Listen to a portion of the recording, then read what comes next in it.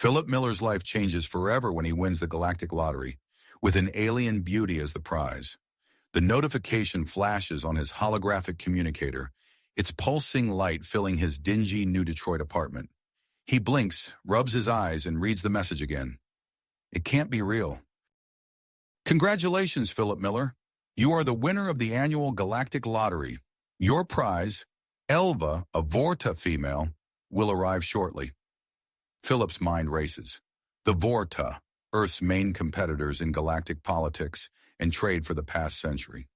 Known for their striking appearance and telepathic abilities, and now apparently being given away as lottery prizes. He doesn't remember entering any lottery, let alone a galactic one. It must be a prank, he decides. Some cruel joke at the expense of an unemployed 32-year-old mechanic. But then the sky outside his window darkens. A sleek silver spacecraft materializes, descending gracefully towards the vacant lot next to his apartment complex. Neighbors pour out onto their balconies, pointing and shouting. Philip stands frozen on his own balcony, heart pounding. The spacecraft touches down, kicking up dust. A hatch opens with a hiss of escaping air. A tall, slender figure emerges. Even from a distance, Philip can see she's breathtakingly beautiful. She moves with an otherworldly grace, gliding across the lot towards his building. Neighbors whisper and gasp as she passes. She stops at the base of Philip's balcony, looking up at him with large, almond-shaped eyes. Greetings, Philip Miller. I am Elva, your Galactic Lottery prize. May I come up? Her voice is melodic, with an accent he can't place. Philip nods dumbly, retreating into his apartment. Moments later, there's a knock at his door. He opens it to find Elva standing there, even more stunning up close. Her skin shimmers with a faint iridescence. Her eyes, a deep violet, seem to look through him. I don't understand, Philip stammers. What is this galactic lottery? Why are you here? Elva steps inside, her eyes briefly glowing as she scans the apartment. The Galactic Lottery is a binding interstellar contract. You are now my legal owner according to galactic law. Philip's mind reels. Owner? Of a person? An alien person, no less. But I didn't enter any lottery. All humans are automatically entered, Elva explains. It's part of the Earth Vorta treaties. I'm here as a goodwill ambassador, you could say. Something in her tone makes Philip suspect there's more to it than that. He recalls rumors of Vorta spies on Earth, gathering intelligence. Could Elva be one of them? Before he can pursue that thought, his communicator buzzes with incoming messages. News of his win is spreading rapidly. The media frenzy has begun. Till they reach. Philip collapses onto his worn couch, head in his hands. What am I supposed to do now? Elva sits beside him, her proximity sending a shiver down his spine. We adapt. We navigate this situation together. And perhaps we change the course of human-Vorta relations in the process. Outside, the first news drones appear, hovering near the windows. In the distance, sirens wail as government vehicles approach. Anti-alien protest chants echo from a nearby street. As night falls over New Detroit, Philip Miller, unemployed mechanic turned galactic lottery winner, finds himself at the center of a storm that threatens to reshape the future of two species, and beside him sits Elva, a prize that may prove to be far more than he bargained for. As night deepened over New Detroit, the chaos outside Philip's apartment intensified. News drones buzzed incessantly, their camera lenses glinting in the darkness. The wail of sirens grew louder as government vehicles approached, their flashing lights painting the streets in alternating red and blue. Inside, Philip's mind raced as he tried to process the surreal turn his life had taken. He glanced at Elva, who sat perfectly still on his worn couch, her iridescent skin seeming to absorb the flickering lights from outside. I should probably offer you something, Philip stammered, his ingrained hospitality battling with his shock. Are you hungry? Thirsty? Elva turned her violet eyes to him, a small smile playing on her lips. That's kind of you, Philip, but Vorta physiology differs significantly from humans. Your food and drink wouldn't sustain me. Philip nodded, relieved yet somehow disappointed.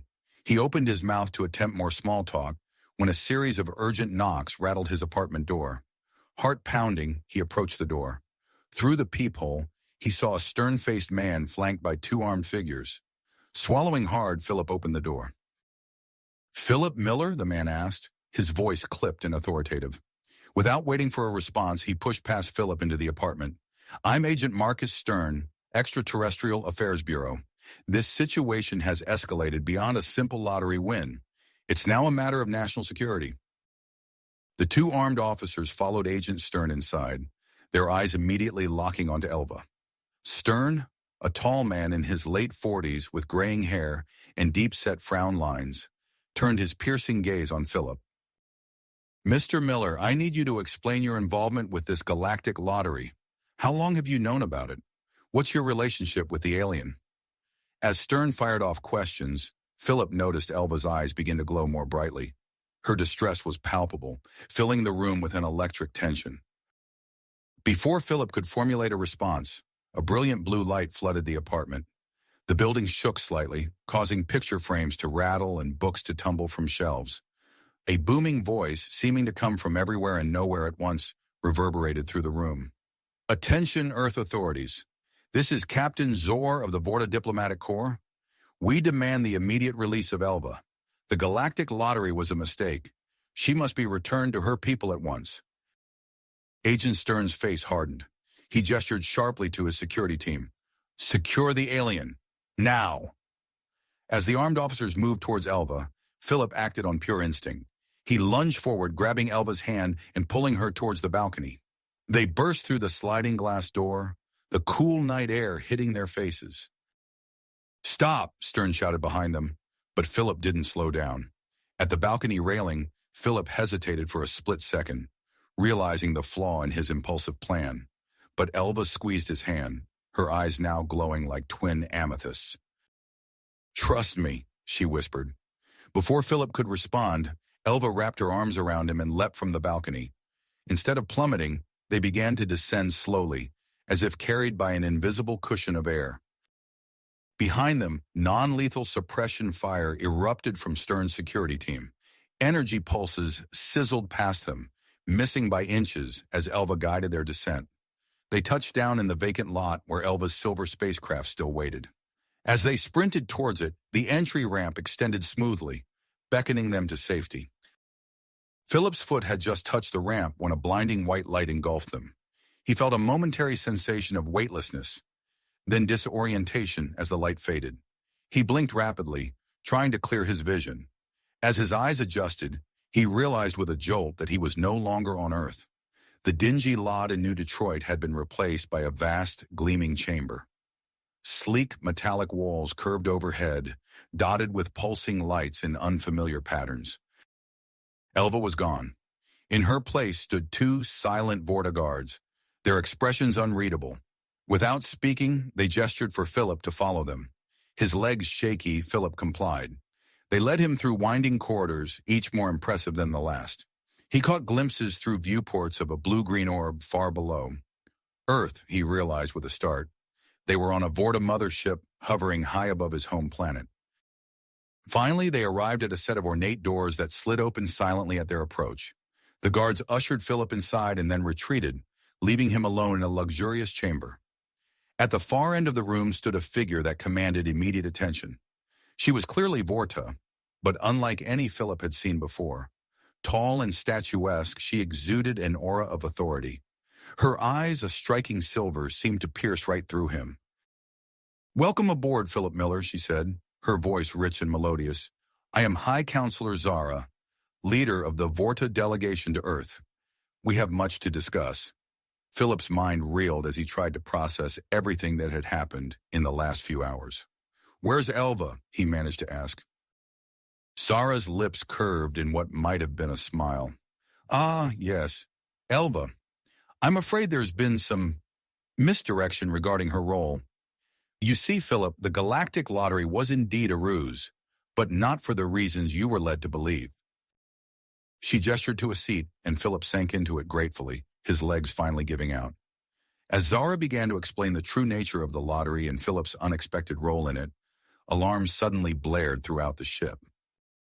Zara's silver eyes widened in surprise. She turned to a holographic display that materialized beside her, showing a swarm of small objects rapidly approaching the mothership. "It seems," she said, her voice tight, "that your Earth military has tracked us. They've launched a barrage of missiles demanding your return." Philip stared at the display, his heart pounding. He realized with a sickening clarity that his next decision could determine the fate of human-Vorta relations and potentially prevent an interstellar war. As Zara turned to him, awaiting his response, Philip's mind raced. Whatever choice he made, he knew his life would never be the same. As Philip opened his mouth to respond to High Counselor Zara, the ship suddenly lurched violently. Red lights flashed, and a cacophony of alarms blared throughout the chamber. Zara's silver eyes widened as she turned to a holographic display that materialized beside her. It showed a swarm of small objects rapidly approaching the mothership. "It seems," she said, her voice tight, "that your Earth military has tracked us. They've launched a barrage of missiles demanding your return." Philip stared at the display, his heart pounding. He realized with a sickening clarity that his next decision could determine the fate of human-Vorta relations and potentially prevent an interstellar war. Before he could formulate a response, the ship shuddered again.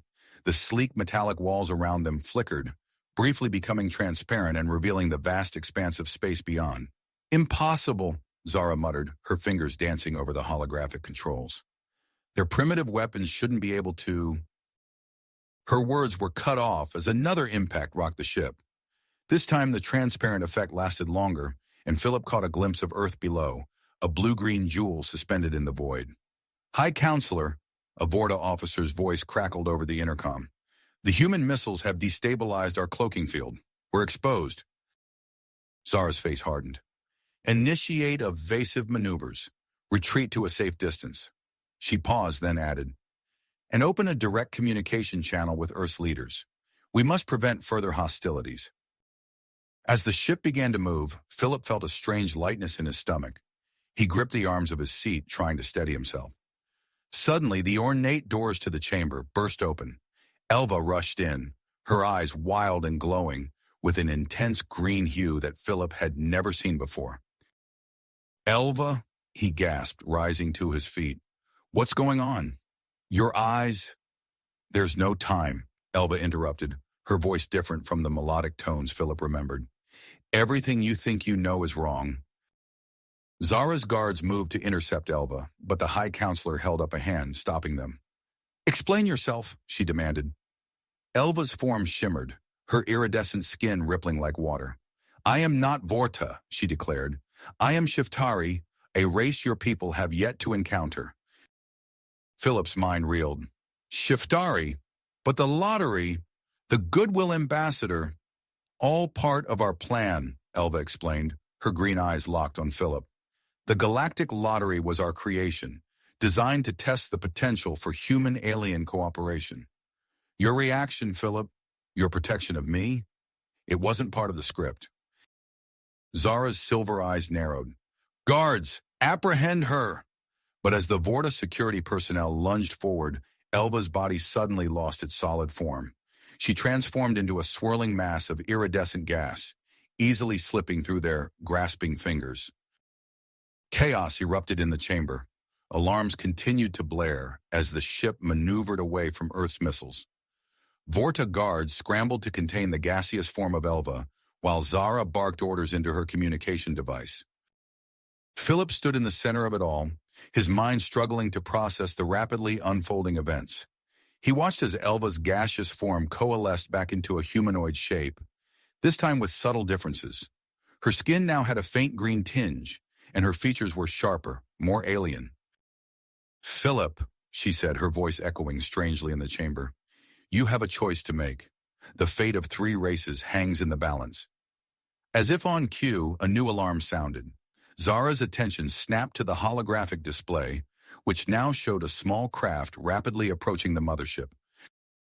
"A human vessel," Zara hissed. "How did they—" "That's not just any human vessel," Elva interjected.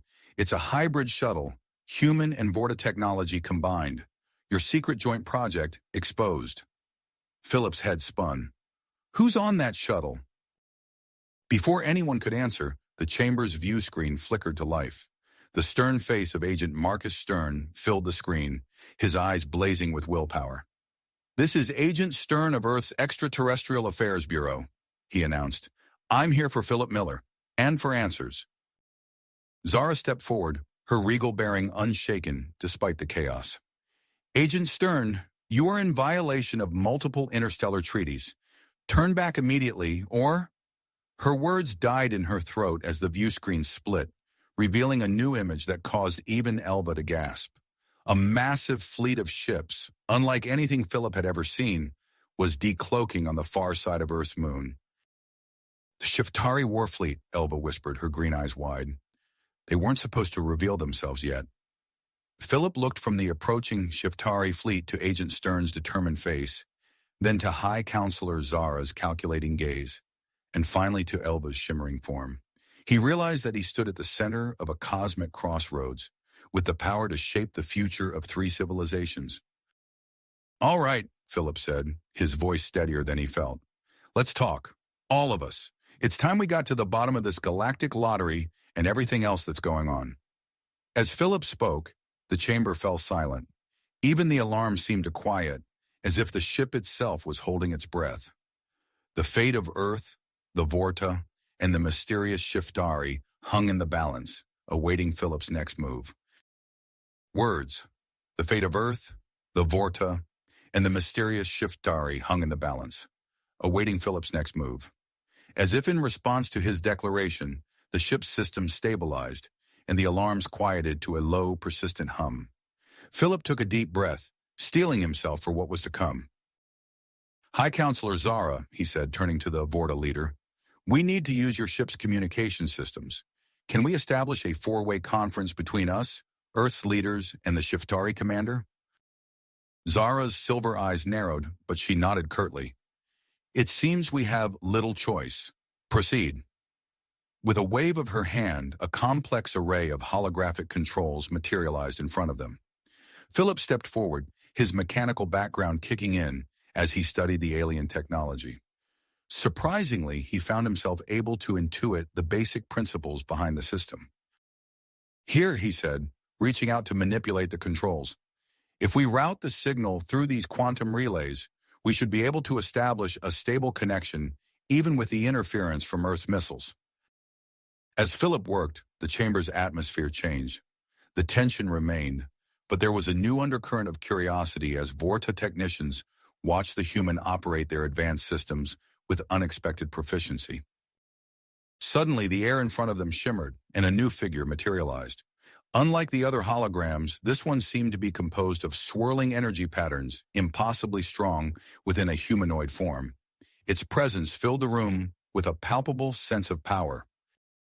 "I am Admiral Caxthor of the Shiftari fleet," the being announced, its voice resonating on multiple frequencies. "We have observed your conflict and find it intriguing."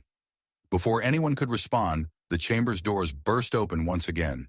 Agent Marcus Stern stormed in, wielding a weapon unlike anything Philip had ever seen. It hummed with an eerie combination of human and Vorta technology.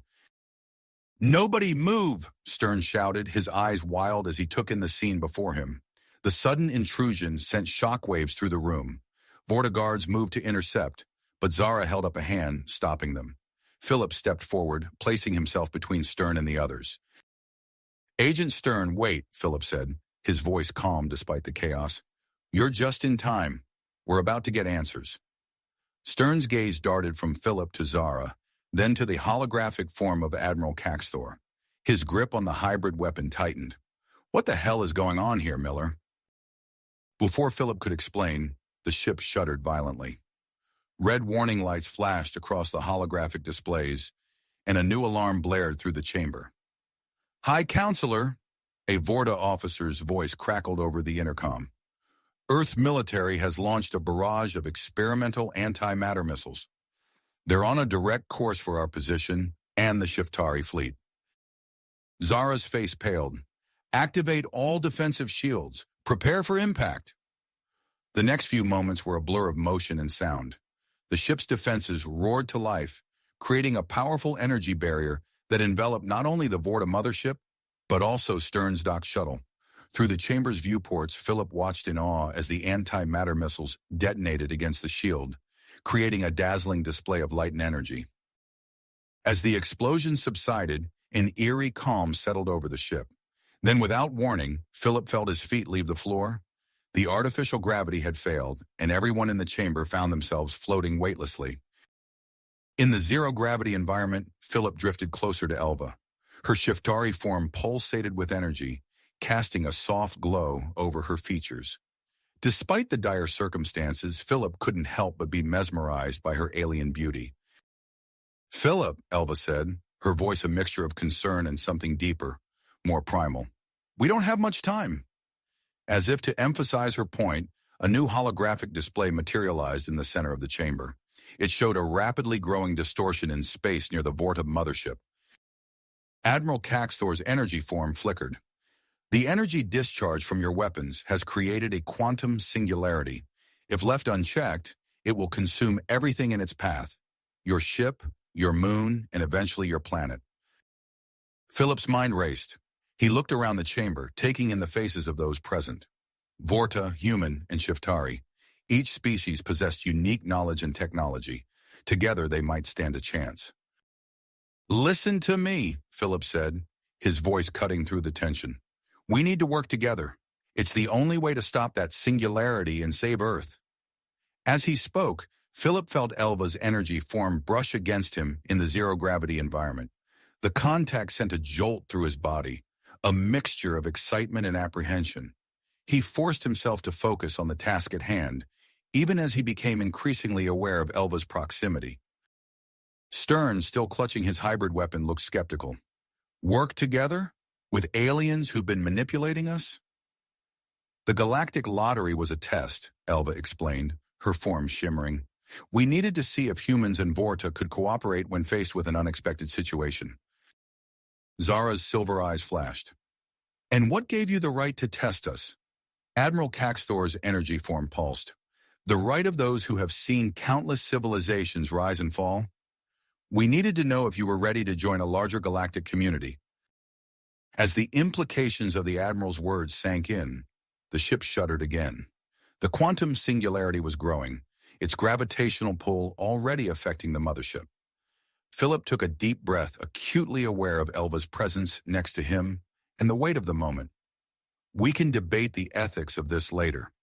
Right now, we need to focus on stopping that singularity. Each of our species has a piece of the puzzle. Together, we might have a solution." He turned to Zara.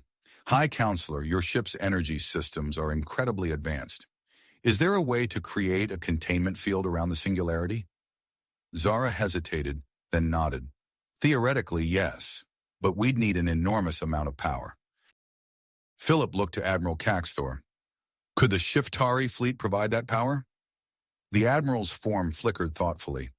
"It's possible, but we'd need a way to channel and focus the energy precisely." "That's where we come in," Stern interjected, surprising everyone. He held up his hybrid weapon. "This prototype combines human ingenuity with Vorta technology. We might be able to adapt it into a focusing array." As the group began to discuss the technical details of their plan, Philip felt a renewed sense of hope. He glanced at Elva, her green eyes meeting his. In that moment, despite the chaos around them and the looming threat of the singularity, Philip felt a connection that transcended species and worlds. The chamber buzzed with activity as Vorta technicians, human scientists patched in from Earth, and Shiftari energy beings worked together to implement their desperate plan. As Philip moved between groups, coordinating their efforts, he knew that the next few hours would determine not just the fate of Earth, but the future of interstellar relations. With the quantum singularity growing larger by the minute, and the combined fleet of 3 species poised to attempt their daring plan, Philip took a moment to catch his breath. He looked out at the stars, the blue marble of Earth visible in the distance, and steeled himself for the challenges ahead. Whatever the outcome, he knew that the universe would never be the same again. The silence that followed the successful containment of the singularity was deafening. Philip's ears rang as he floated in the zero-gravity environment, his eyes fixed on the console where moments ago, A cosmic disaster had threatened to consume everything. Now only the vast expanse of space remained, punctuated by the glowing forms of the Shiftari fleet and the blue marble of Earth in the distance. The moment of respite was short-lived.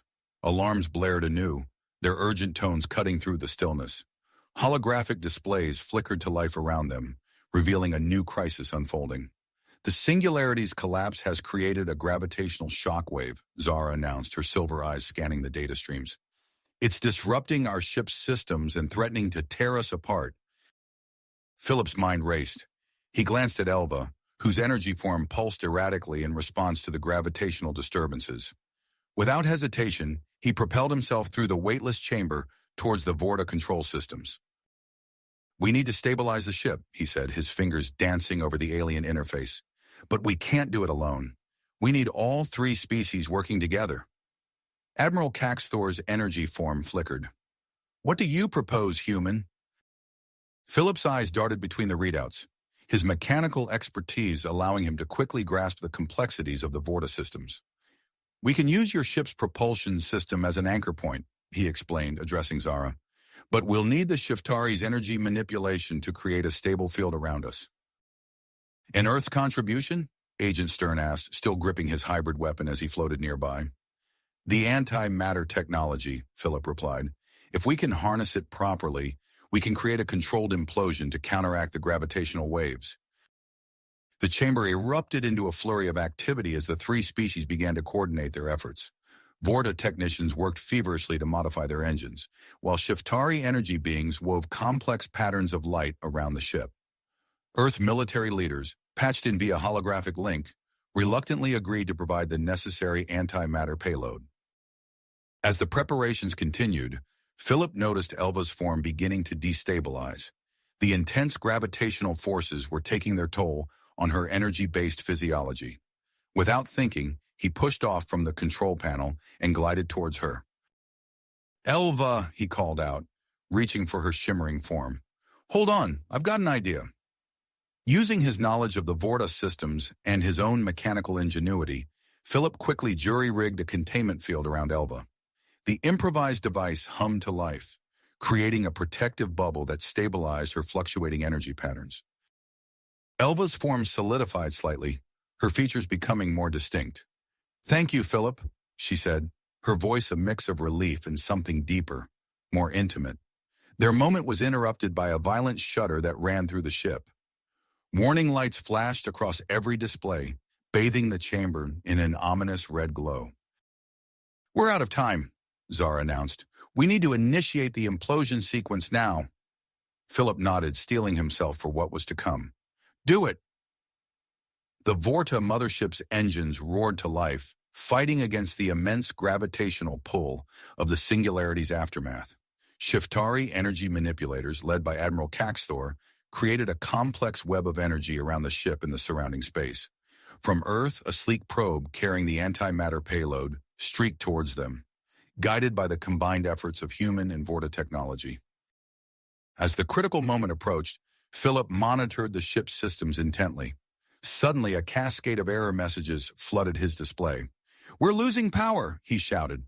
"The gravitational distortions are overwhelming the distribution grid." Without hesitation, Philip launched himself towards the chamber's exit. "I need to get to the engine room," he called back. "Keep the sequence going. I'll stabilize the power systems manually."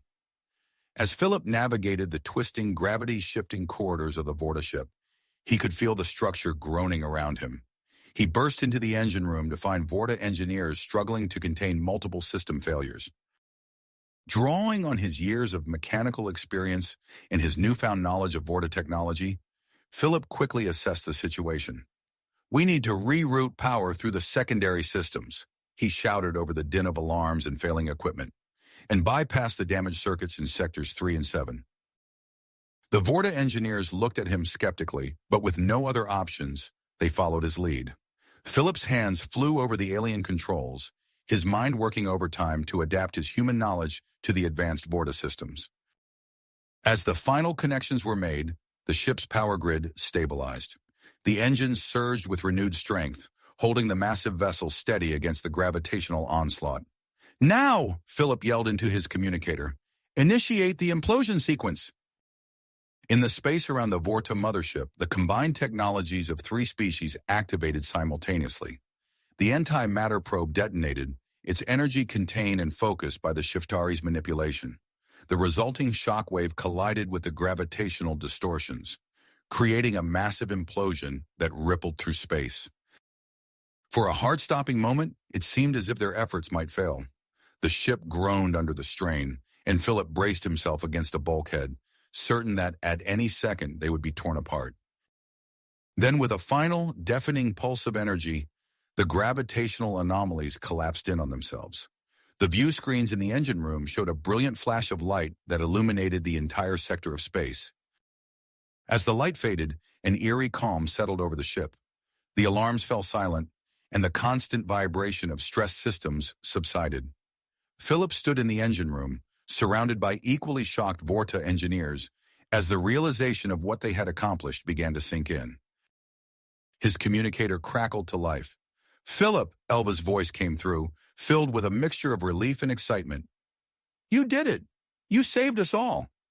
As the gravity system slowly came back online, Philip made his way back to the command chamber. The mood had shifted dramatically.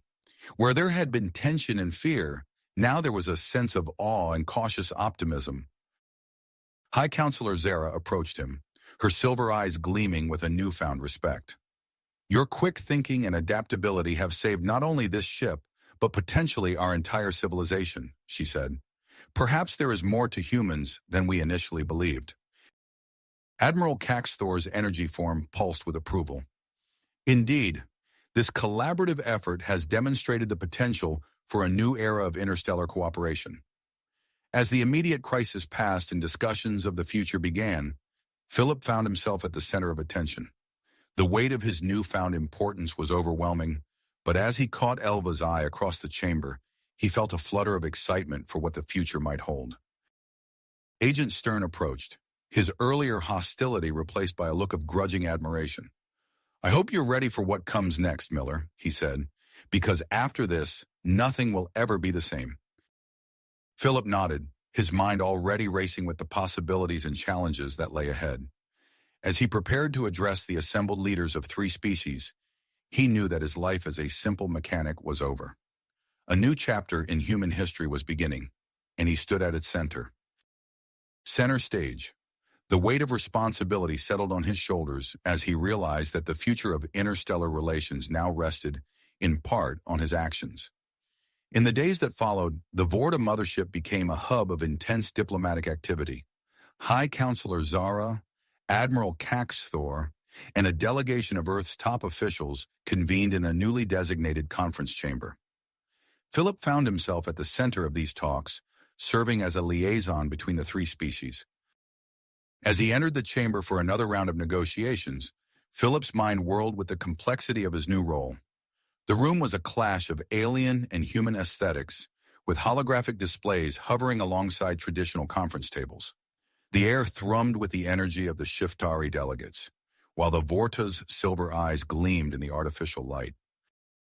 "Mr. Miller," High Counselor Zara addressed him, her tone formal but tinged with respect. "We require your input on the proposed technology exchange program." Philip nodded, taking a deep breath before launching into an explanation of human engineering principles. His years as a mechanic, once considered mundane, now proved invaluable as he bridged the gap between Earth's technology and the advanced systems of their alien counterparts. As the talks progressed, a commotion outside the chamber caught everyone's attention. A Vorta technician burst in, her silver eyes wide with alarm. "High Counselor, we're detecting massive energy fluctuations in Earth's orbit," she reported breathlessly. "The residual effects of the singularity collapse are causing electromagnetic disturbances." The chamber erupted into a flurry of activity. Holographic displays flickered to life, showing the swirling patterns of energy disrupting Earth's satellite network. Philip's mind raced, recognizing the potential catastrophe if left unchecked. "We need to neutralize these anomalies before they cause irreparable damage," he said, stepping forward. "But it'll take a combined effort from all three species." Admiral Caxthor's energy form pulsed in agreement. "The Shiftari can manipulate the energy patterns, but we'll need a way to contain and disperse them safely. The Vorta ship's deflector array could be modified to create a containment field, Zara added, her fingers dancing over a control panel. Philip nodded, his mind already formulating a plan. And Earth's satellites can be repurposed to create a dispersal network. We'll need to work fast and in perfect coordination. As the group began to mobilize, Philip felt a familiar presence at his side. Elva, her Shiftari form shimmering slightly in the ship's atmosphere, looked at him with a mixture of admiration and concern. "This is a monumental task, Philip," she said softly. "Are you sure you're up for it?" Philip met her gaze, feeling a surge of warmth despite the chaos around them. "With you by my side, absolutely." Together they raced to the ship's control center, where teams from all three species were already assembling. Philip found himself directing the efforts, his voice ringing out with newfound authority as he coordinated the complex operation. Hours blurred together as they worked tirelessly to implement their plan. Philip's hands flew over alien and human interfaces alike, his mind pushing the boundaries of his mechanical expertise. Elva worked alongside him, her energy form pulsing with exertion as she manipulated the anomalies. Finally, after what seemed like an eternity of tense moments and near misses, the last of the energy disturbances dissipated. A collective sigh of relief echoed through the control center. Philip sagged against a console, exhaustion and elation warring within him. Elva's form solidified beside him, her hand finding his. "You did it, Philip," she whispered, her voice filled with pride. Before he could respond, a commotion near the main view screen caught their attention. A group of Vorta officers had entered, led by a tall, imposing figure with piercing silver eyes. "Sub-Commander Vex," Zara said, her voice tight with surprise. "What is the meaning of this?" Vex's gaze swept the room, landing on Philip with barely concealed disdain. "I'm here to put an end to this farce of an alliance," he declared, his voice ringing with authority. "The Vorta will not be subjugated by lesser species. We are taking control of this ship, and Earth will submit to our rule or face annihilation." In an instant, the atmosphere in the control center shifted from triumph to tension. Philip felt Elva's grip on his hand tighten as they exchanged a worried glance. The fragile peace they had worked so hard to build now teetered on the brink of collapse. As Vex's supporters moved to secure key systems, Philip's mind raced. He knew that the fate of the Alliance and possibly Earth itself now hung in the balance. With Elva at his side and allies from three species around him, he steeled himself for the challenge ahead. The real test of their newfound cooperation was about to begin. The real test of their newfound cooperation was about to be put to the ultimate challenge. Philip's mind raced as he assessed the situation. Sub-Commander Vex's supporters were quickly gaining control of key systems, and the atmosphere in the control center had become thick with tension. He exchanged a quick glance with Elva, her Shiftari form shimmering with terrifying energy. "We need to move," Philip whispered urgently to Elva and the others around him. "If we stay here, we'll be trapped." Without waiting for a response, Philip began edging towards a nearby maintenance hatch, gesturing for his allies to follow. As Vex's attention was focused on High Counselor Zara, the small group managed to slip away unnoticed. Once they were safely inside the narrow maintenance corridor, Philip took stock of their situation. Alongside him and Elva were a handful of loyal Vorta crew members, Admiral Caxthor's energy form, and a human woman he didn't recognize. "I'm Dr. Lyra Venn," the woman said, noticing Philip's questioning look. "I was part of the scientific exchange program. We need to be careful in these tunnels. The energy fields can have unpredictable effects on our biology." Philip nodded, grateful for the information. "We need to find a way to access the ship's main control systems," he said, his voice low. "I think I know a way, but it's going to be dangerous." He quickly outlined his plan to use the ship's maintenance tunnels to bypass the rebels' lockdown protocols. The others listened intently, their faces a mix of concern and grit. "It's risky," one of the Vorta crew members said, "but it may be our only option." Without further discussion, the group began their perilous journey through the ship's infrastructure. Philip took the lead, his years of mechanical experience guiding them through the labyrinth of conduits and access panels. Elva followed close behind, her Shiftari abilities allowing her to scout ahead for potential dangers. As they delved deeper into the ship's inner workings, the effects of the energy fields became increasingly apparent. Philip found himself battling waves of disorientation, the world around him occasionally blurring and shifting. He gritted his teeth and pushed forward, using his focus on the task at hand to anchor himself. "The gravity generators are malfunctioning," Dr. Venn called out suddenly, her voice tinged with concern. "We're about to hit a zone of fluctuating gravity." As if on cue, Philip felt his feet leave the floor. He grabbed onto a nearby conduit, watching as his companions did the same. The sensation of weightlessness was jarring, but Philip's quick mind was already formulating a plan. "We can use this to our advantage," he said, gesturing to a distant access hatch. "When the gravity drops, we can cover more ground quickly. Everyone ready?" On his signal, the group pushed off from their handholds, using the brief periods of zero gravity to propel themselves forward. It was a disorienting and risky maneuver, but it allowed them to make significant progress through the maintenance tunnels. As they neared their destination, Philip noticed a sealed door that didn't match the surrounding architecture. Curiosity piqued, he signaled for the group to halt. "This isn't on any of the ship's schematics," he muttered, examining the door's locking mechanism. With a few deft movements, he bypassed the security protocols and the door slid open with a soft hiss. The room beyond was filled with unfamiliar equipment and glowing specimen containers. Dr. Venn gasped as she took in the sight. "This is a genetic research lab," she said, her voice a mix of awe and horror. "These experiments, they're aimed at enhancing Vorto abilities. This must be what Vex is after." The revelation sent a chill through the group. The stakes of their mission had just become even higher. They quickly gathered what information they could before continuing their journey. Finally, after what felt like hours of navigating the treacherous maintenance tunnels, they reached the access point to the ship's central computer core. Philip's hands flew over the control panel, his mind working overtime to bypass the final security measures. Just as success seemed within their grasp, a nearby view screen flickered to life. Sub-Commander Vex's face filled the screen, his silver eyes gleaming with malice. "I must commend you on your resourcefulness, Mr. Miller," Vex said, his tone mockingly polite. "But I'm afraid your little adventure ends here. I have High Counselor Zara in my custody, and unless you surrender immediately, I'll be forced to test our new genetic mutagen on her." Philip's mind raced, weighing their options.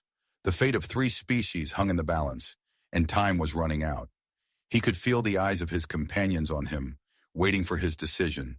As the pressure mounted, Philip's gaze met Elva's. In that moment of connection, a spark of inspiration ignited in his mind. A plan began to form.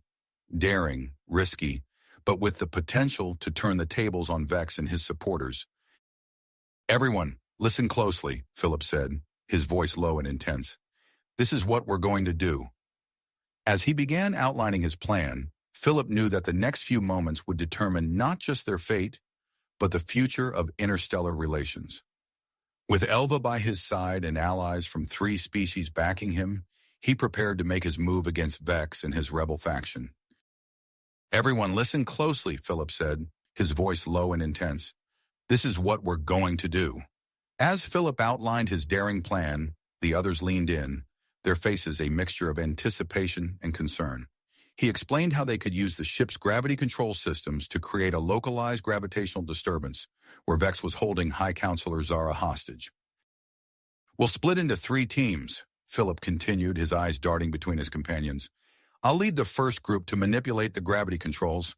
Elva, you'll take the second team and infiltrate the area where Zara is being held. Dr. Venn, your group will focus on neutralizing that genetic mutagen." As they prepared to move out, Philip felt a hand on his arm. He turned to see Elva, her Shiftari form shimmering with tenacity. "Be careful," she said softly. "This plan is risky, but it might be our only chance." Philip nodded, squeezing her hand briefly before they parted ways.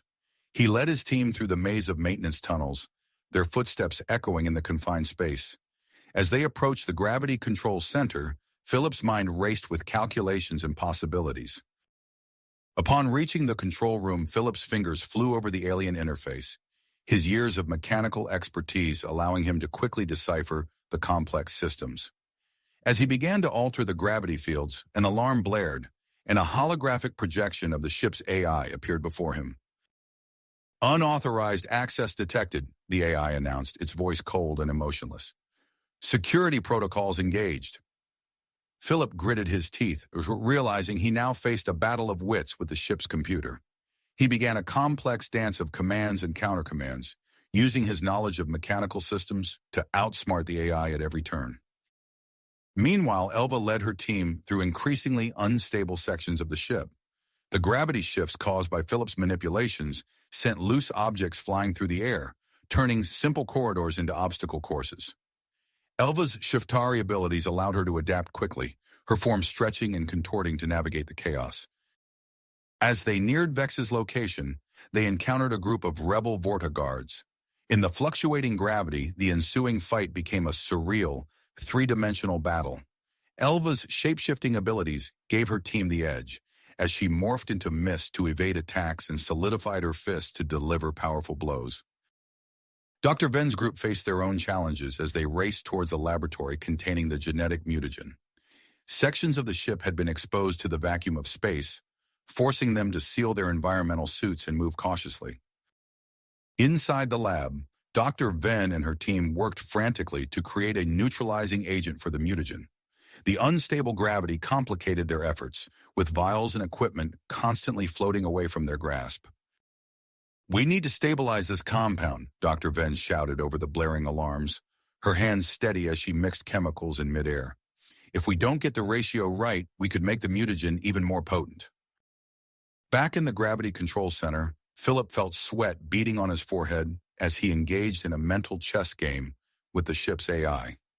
The strain of the task, combined with the lingering effects of the energy field exposure, pushed him to his limits. Just as he thought he had gained the upper hand, the AI launched a counterattack, attempting to lock him out of the system entirely. Philip's fingers blurred across the control panel, his mind working overtime to find a solution. Come on," he muttered, his eyes scanning lines of alien code. Suddenly, he spotted a vulnerability in the AI's defense. With a triumphant grin, he exploited the weakness, finally overriding the computer and gaining full control of the gravity systems. Throughout the ship, the effects of Philip's victory were immediately apparent. The rebel Vorta, caught off guard by the sudden shifts in gravity, struggled to maintain their footing and control of the ship's systems. In Vex's command center, the sub-commander stumbled as the floor seemed to tilt beneath him. He lunged for the container, holding the genetic mutagen, but the gravitational disturbance caused him to miss, sending him tumbling across the room. High Counselor Zara, seizing the opportunity, broke free from her restraints. She launched herself at Vex, grappling with him in the chaotic, swirling gravity field. At that moment, Elva and her team burst into the room. The shifting gravity turned the space into a swirling maelstrom of bodies and debris. Elva's Shiftari abilities allowed her to navigate the chaos with grace, outmaneuvering Vex and his remaining guards. "Surrender, Vex," Elva shouted, her form shifting rapidly to adapt to the changing gravitational vectors. "It's over." Vex snarled in defiance, reaching once more for the mutagen container. But before he could grasp it, a focused gravity well-pinned him to the floor. Philip, now in full control of the ship's systems, had created a localized field to immobilize the rebel leader. As Zara and Elva moved to secure Vex, Dr. Ven's team arrived with the neutralizing agent. They quickly secured the genetic mutagen, eliminating the immediate threat of its release. However, their victory celebration was cut short as the ship groaned ominously around them. The strain placed on the vessel's structure by the gravity manipulations had pushed it to the breaking point. Philip's voice crackled over the ship's communication system. "We need to evacuate immediately. The ship's structural integrity is failing."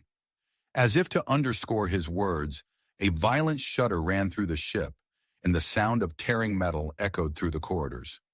Philip worked feverishly at the control panel, broadcasting a message to Earth to call off the planned military strike and unlocking all escape pods and small craft aboard the mothership. "Let's move," Elva shouted, helping Zara to her feet. They began a frantic race through the disintegrating ship, dodging debris and helping injured crew members along the way. Philip met them halfway to the escape pods, his face streaked with sweat and grime. He and Elva exchanged a brief, intense look before focusing on the task at hand. As they ran, the ship's structure continued to fail around them. Sections of the corridor ahead suddenly decompressed, forcing them to find alternate routes. Philip's knowledge of the ship's layout proved invaluable as he guided them through the maze of twisting passageways. They reached the escape pod bay just as another violent tremor shook the ship. Philip helped the others into the nearest pod, his eyes constantly scanning for any signs of further danger. "Everyone in!" he shouted, doing a quick head count. With relief, he saw that their core team, along with the captured sub-commander Vex and the neutralized genetic mutagen, were all accounted for. As Philip sealed the escape pod's hatch, the Vorta mothership gave a final, wrenching groan. Through the pod's viewport, they watched in awe and horror as the massive vessel began to break apart in Earth's orbit. The escape pod's engines roared to life, propelling them away from the disintegrating ship. As they hurtled towards Earth, Philip turned to face his companions, his expression a mixture of relief and commitment. "We made it," he said, his voice hoarse, "but our work is far from done." Elva nodded, her form solidifying as she placed a hand on his shoulder. "Whatever comes next, we'll face it together." As the remnants of the Vorta mothership scattered across Earth's orbit, Philip, Elva, and their allies braced themselves for the challenges that lay ahead. The immediate crisis was over, but the future of interspecies relations now rested in their hands as they descended towards an uncertain reception on Earth. Earth. As the blue-green orb grew larger in the escape pod's viewport, a sense of relief washed over the occupants. However, their moment of respite was short-lived. A sudden jolt rocked the pod, followed by a series of alarming beeps from the control panel. Philip's eyes widened as he scanned the readouts. "Life support's failing," he announced, his voice tense. "The damage from our escape was worse than I thought." Without hesitation, Philip unbuckled himself and moved to access the pod's internal systems. His fingers flew over the exposed circuits, bypassing damaged components and rerouting power. "Elva, I need your help," he called out.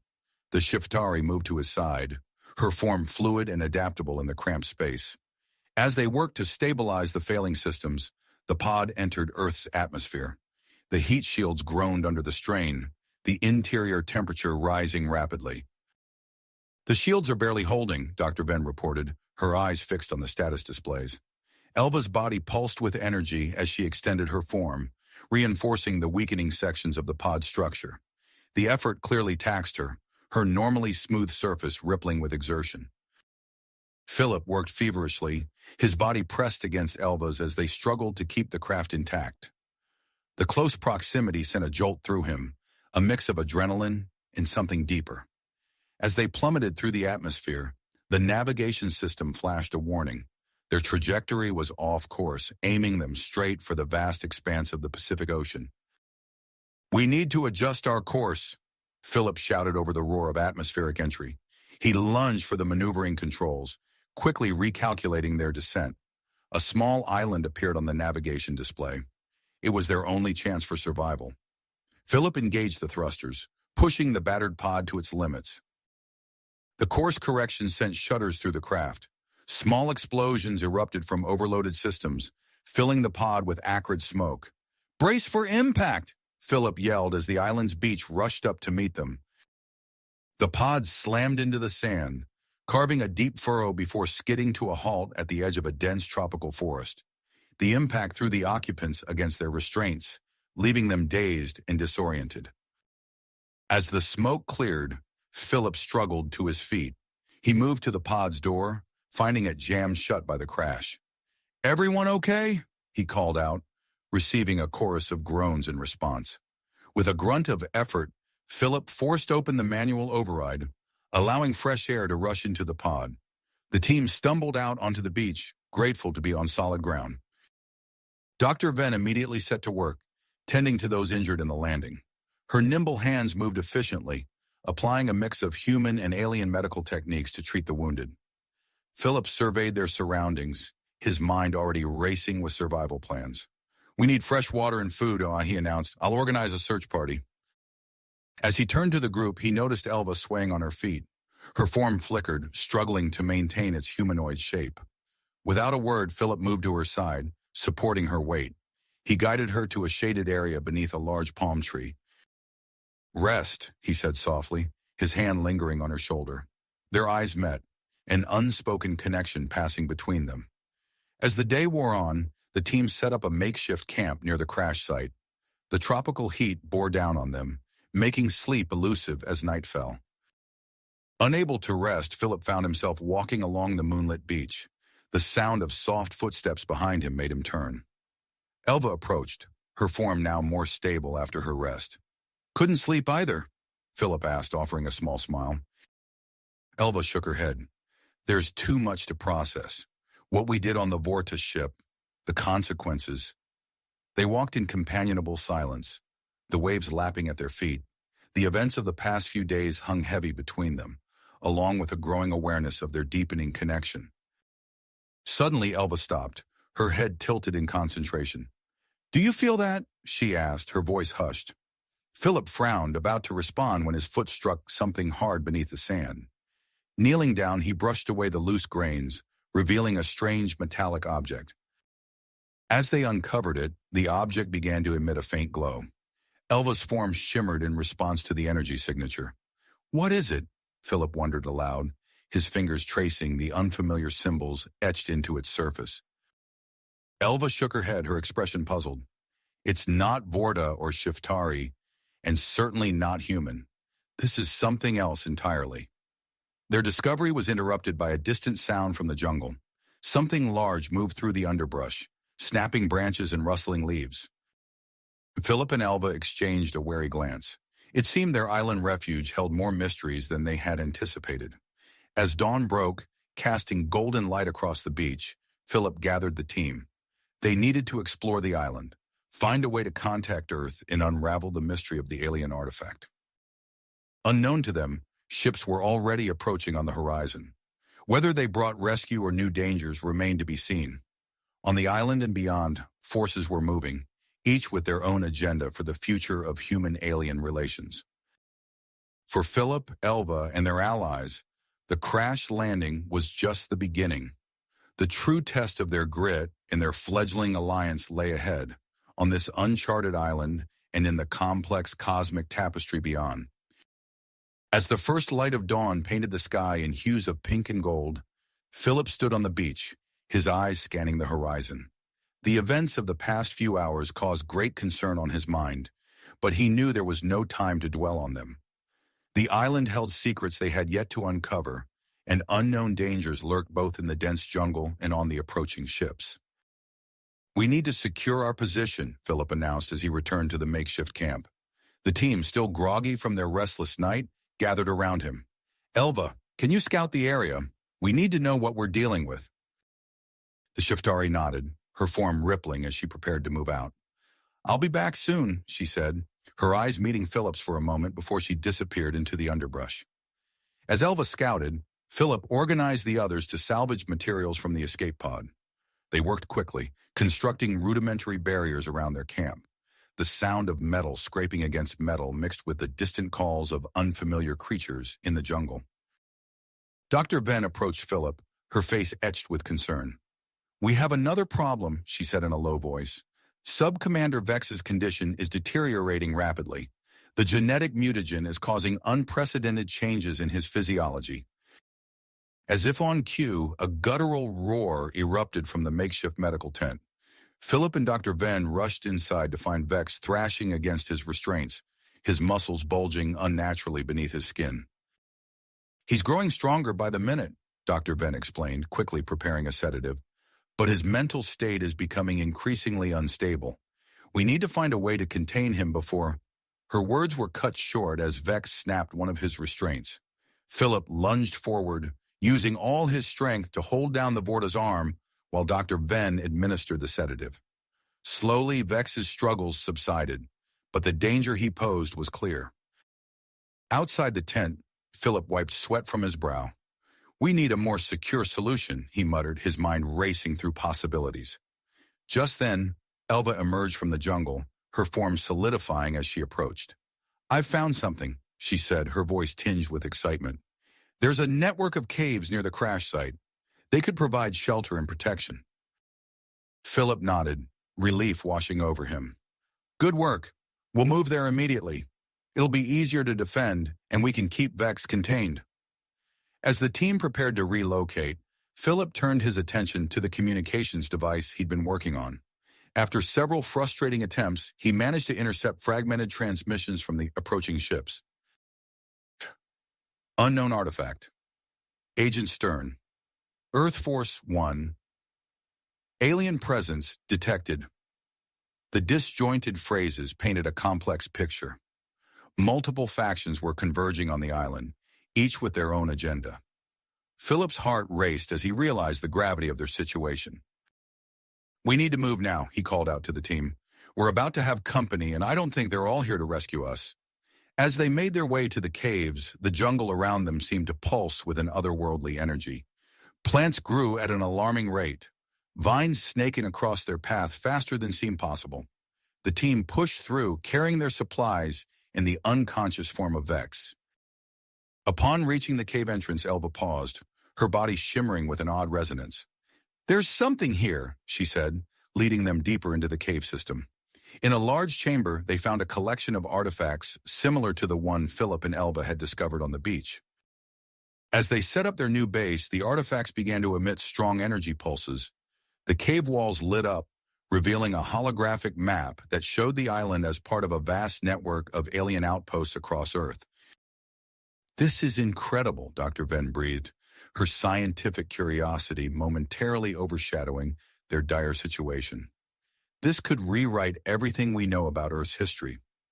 Their wonder was short-lived as the sound of approaching vehicles reached them from outside.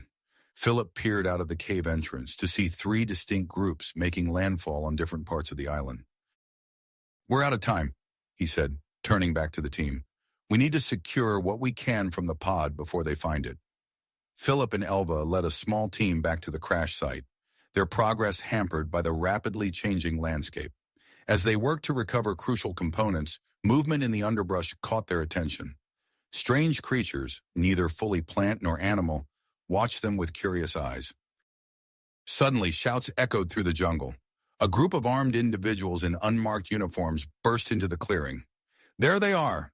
Secure the targets! Philip grabbed the last component and yelled, Run! What followed was a frantic chase through the mutating jungle.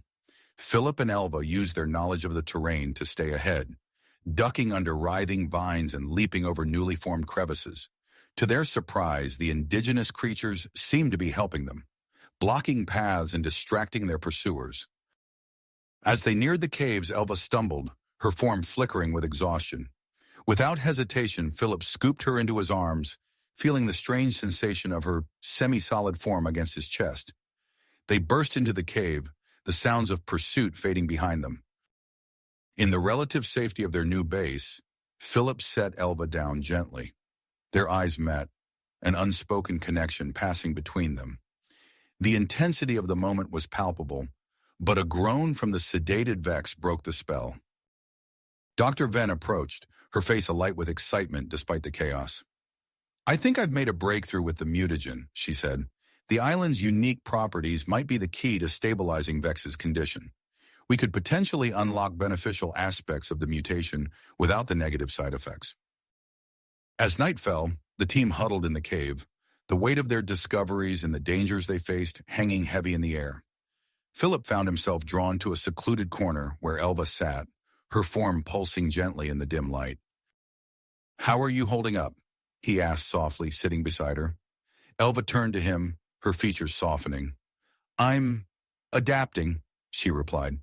This place, these discoveries, it's all so overwhelming.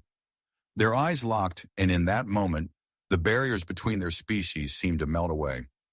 Philip leaned in, his lips meeting Elva's in a kiss that bridged the gap between human and Shiftari in a way neither had thought possible. Their intimate moment was shattered by a violent tremor that shook the entire cave system. The artifacts flared to life, their combined energy revealing a massive structure hidden beneath the island's surface. As the holographic map expanded, they watched in awe as the island began to rise from the ocean, revealing itself to be part of a much larger landmass. Philip and Elva exchanged a look of persistence as they rejoined the others. Whatever challenges lay ahead, they would face them together. The island's secrets were only beginning to unravel, and with multiple factions closing in, they knew the real test of their alliance was yet to come. The tremors intensified, shaking the cave with increasing violence. Rocks and debris rained down from the ceiling, forcing the team into immediate action. "Everyone out, now!" Philip shouted, grabbing essential equipment as he ushered the others towards the exit. Elva assisted Dr. Venn in moving the unconscious Vex, while the rest of the team scrambled to salvage what they could. They emerged from the cave into a world transformed. The once lush jungle had become an alien landscape, a surreal fusion of Earth's flora and pulsating otherworldly vegetation. The ground beneath their feet trembled continuously as the island rose higher, revealing more of the massive structure hidden beneath its surface. Philip's mind raced as he surveyed the altered terrain. "We need to find higher ground," he called out, pointing to a nearby ridge that seemed more stable than their current position. As they made their way up the slope, Elva suddenly stumbled, her form rippling with an intense energy. Philip caught her arm, steadying her. "What's wrong?" Elva's eyes were wide, her voice filled with wonder and confusion. "The energy, it's everywhere. I can feel it trying to communicate." Before Philip could respond, the sound of approaching vehicles cut through the air. 3 distinct groups converged on their position from different directions, their vehicles struggling over the shifting terrain.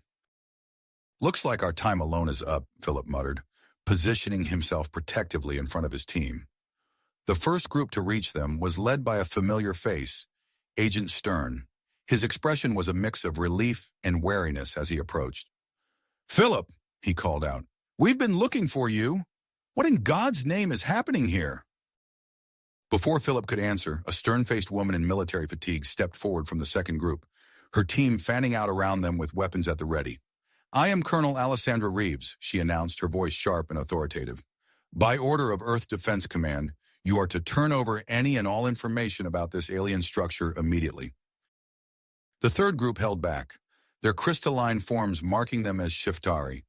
Their leader, a male Shiftari, approached cautiously. "I am Captain Zix," he said, his voice resonating oddly in the charged air. "We mean you no harm, but we must understand what has been awakened here." The tension was palpable as the 3 factions faced off, each clearly vying for control of the situation. Philip opened his mouth to speak, to try and diffuse the growing hostility, when a bone-chilling roar cut through the air. All eyes turned to see Vex, now awake and transformed. His body had grown grotesquely, muscles bulging and skin mottled with an otherworldly sheen. He broke free from his restraints with terrifying ease, his eyes wild with a mixture of pain and rage. "Contain him!" Colonel Reeves shouted, her team raising their weapons. "No!" Dr. Venn cried out. "The energy from the island is interacting with the mutagen. We don't know what effect your weapons might have." But her warning came too late. As the first shots rang out, Vex's body seemed to absorb the energy, growing even larger. He lashed out with newfound strength, sending soldiers flying and forcing the disparate groups to scatter. In the chaos, Philip grabbed Elva's hand. "We need to find a way to stop him before someone gets killed," he said urgently. Elva nodded, her form shimmering as she concentrated. "The alien structure, I think I can interface with it. If you can help me access its systems, we might be able to activate some kind of defense mechanism." They raced towards an exposed section of the alien structure, ducking under writhing vines and leaping over newly formed crevasses. Behind them, the sounds of battle raged as the combined forces struggled to contain Vex. Reaching a panel that pulsed with energy, Philip immediately set to work, his fingers flying over the alien controls. Elva placed her hands on the surface, her body becoming translucent as she channeled the structure's energy. "I can see the pathways," she gasped, her voice strained. "But I can't control it alone." Without hesitation, Philip placed his hand over hers. The contact sent a jolt through both of them, and suddenly the alien interface sprang to life under their combined effort. A shimmering energy barrier erupted from the ground, encircling Vex.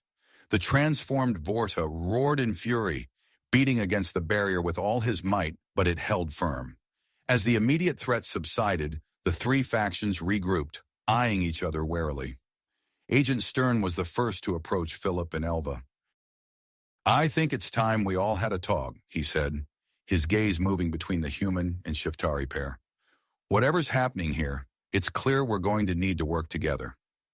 Colonel Reeves scowled but nodded her agreement. Captain Zix stepped forward, his crystalline form catching the strange light of the transformed island. "Perhaps," the Shiftari captain said, "it is time we shared what we know of Earth's true history." As the makeshift alliance formed, Philip and Elva exchanged a glance. They had contained Vex for now, but the island was still changing, still rising. Whatever secrets lay hidden in the alien structure beneath their feet, they knew they had only scratched the surface. With a shared nod of purpose, they turned to face the assembled groups, ready to delve deeper into the mystery that threatened to reshape not just their lives, but the fate of Earth itself. The uneasy alliance between the human and Shiftari forces was short-lived. As they began to discuss Earth's hidden history, a piercing alarm cut through the air, silencing all conversation. The energy barrier containing Vex flickered ominously, its once steady glow now pulsing erratically. Philip's eyes widened as he turned to Elva. "The containment field is failing. We need to act fast." Without hesitation, they rushed back to the alien control panel they had previously interfaced with. Philip's fingers danced across the unfamiliar surface, desperately seeking a way to reinforce the barrier. Elva placed her hands on the panel, her form shimmering as she attempted to channel the structure's energy once more. "The island's transformation is interfering with the systems," Elva said, her voice strained. "I can barely maintain a connection." As they worked, Agent Stern barked orders to his team, directing them to secure the perimeter around Vex's containment area. Colonel Reeves' soldiers fanned out, establishing defensive positions throughout the complex. Captain Zix, his crystalline form glowing with an inner light, focused on stabilizing the island's energy grid using advanced Shiftari technology. Their efforts proved futile. With a deafening roar, the energy barrier surrounding Vex collapsed entirely. The mutated Vorta burst free, his massive form now a terrifying blend of rippling muscle and pulsating energy. Vex's skin glowed with an otherworldly light, tendrils of crackling energy whipping around his body. "Take cover," Philip shouted as Vex unleashed a barrage of energy blasts. The assembled team scattered, seeking shelter among the alien structures. In the chaos, Philip found himself separated from the others, with only Elva by his side. "This way," Elva urged, pulling Philip down a corridor as the complex shuddered and reconfigured around them.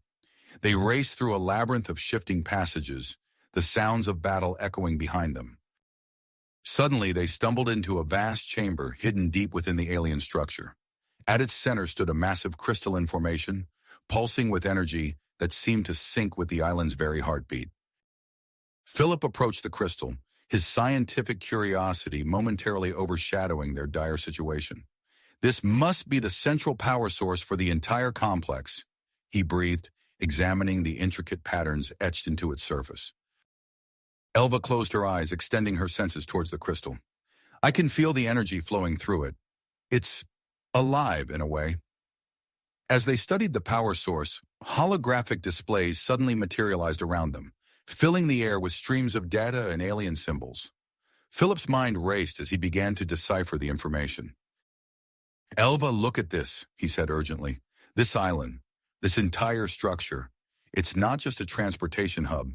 It's a nexus point in a galaxy-wide network of similar installations." Elva's eyes widened as she absorbed the implications. A cosmic web of power? But for what purpose? Before Philip could respond, the chamber shook violently.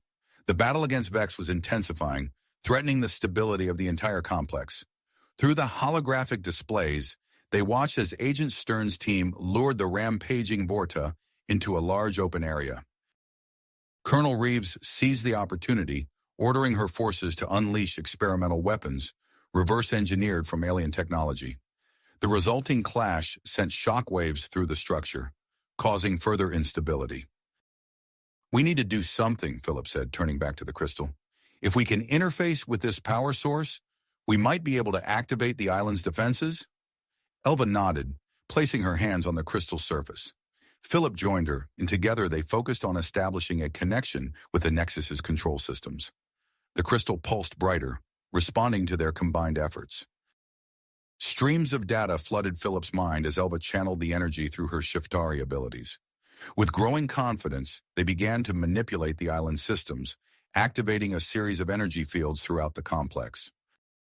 The effects were immediate. The rising structures stabilized, and protective barriers sprang up, deflecting Vex's attacks. However, their actions also accelerated the awakening of the Nexus. The island expanded rapidly, breaking the surface of the ocean and continuing to grow. As they worked to contain the chaos, Philip became acutely aware of Elva's presence beside him. Their shared control over the alien systems created an intimate connection, a harmony of thought and action that transcended their physical differences. Suddenly, a new alert flashed across the holographic displays. Philip's eyes widened as he realized what they had inadvertently triggered. "Elva, we've activated some kind of communication system," he said, his voice filled with a mix of awe and apprehension.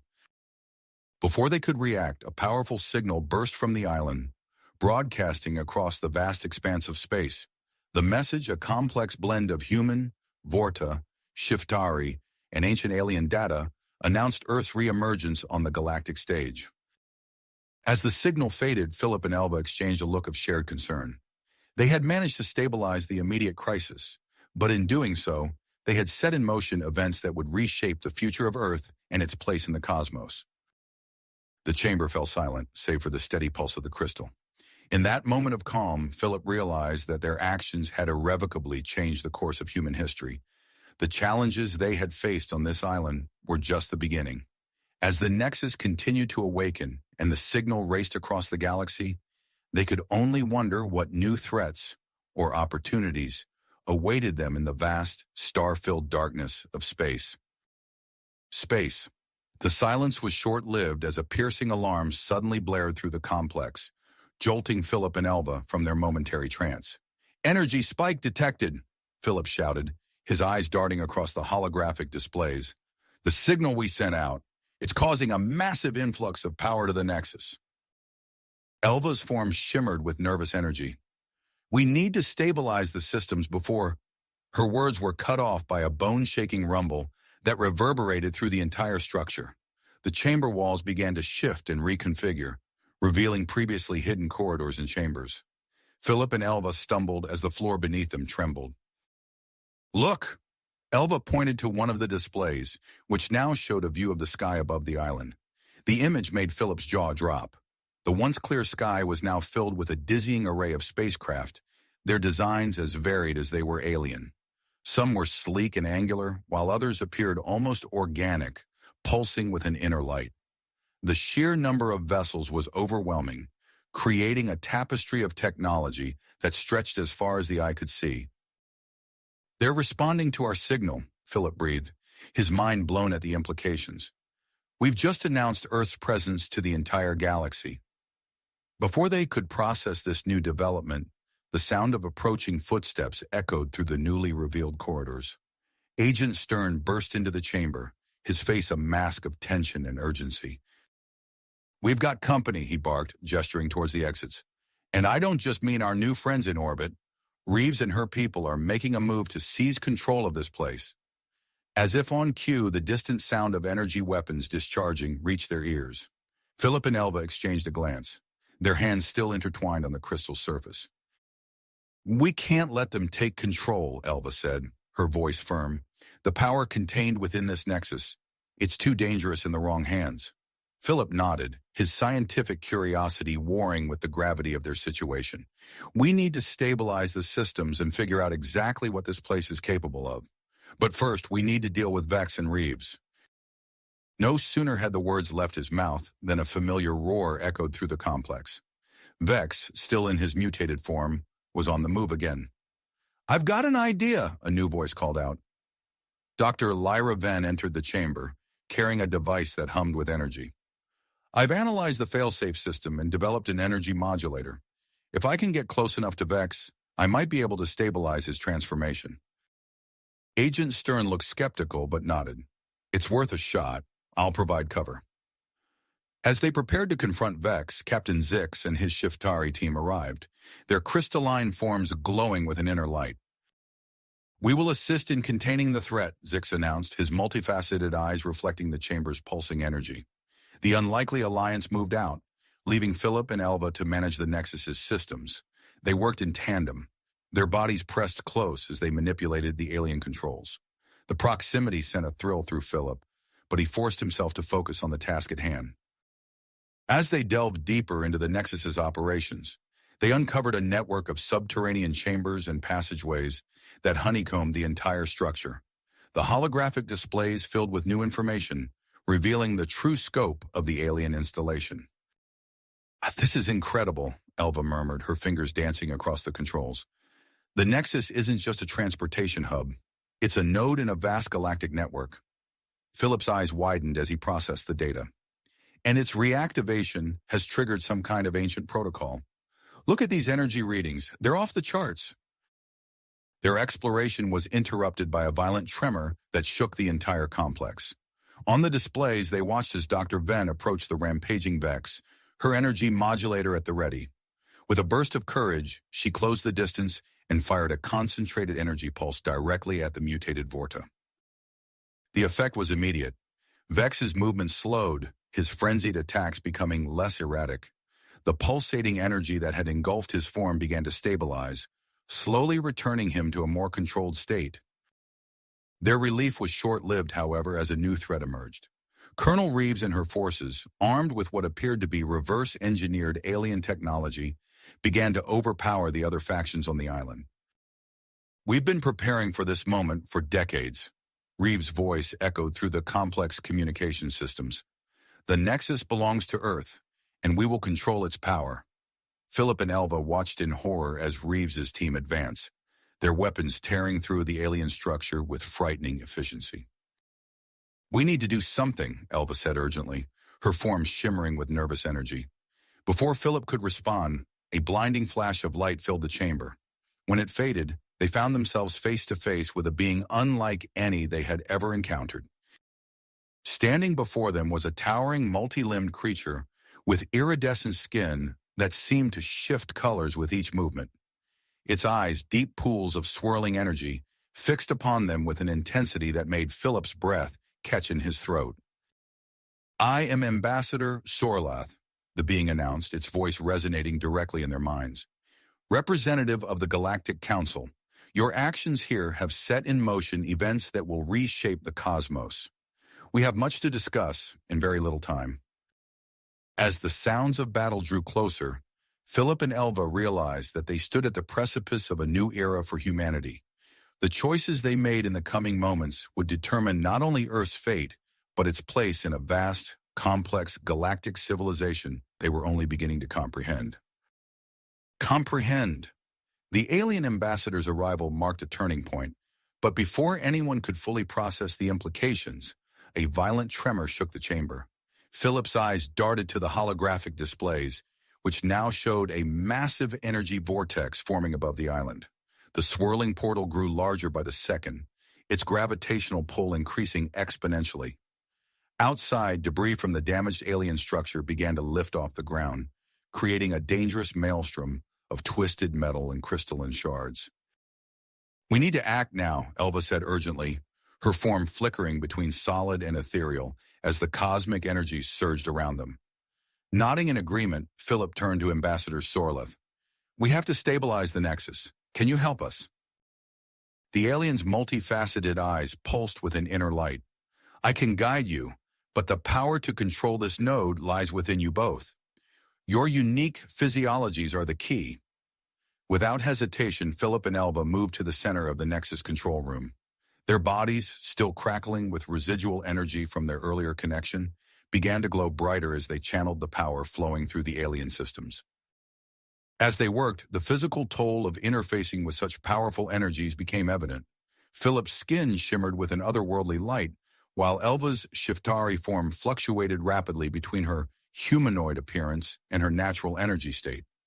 The strain of their efforts drew them closer together, their bodies pressed against each other for support as they fought to maintain control.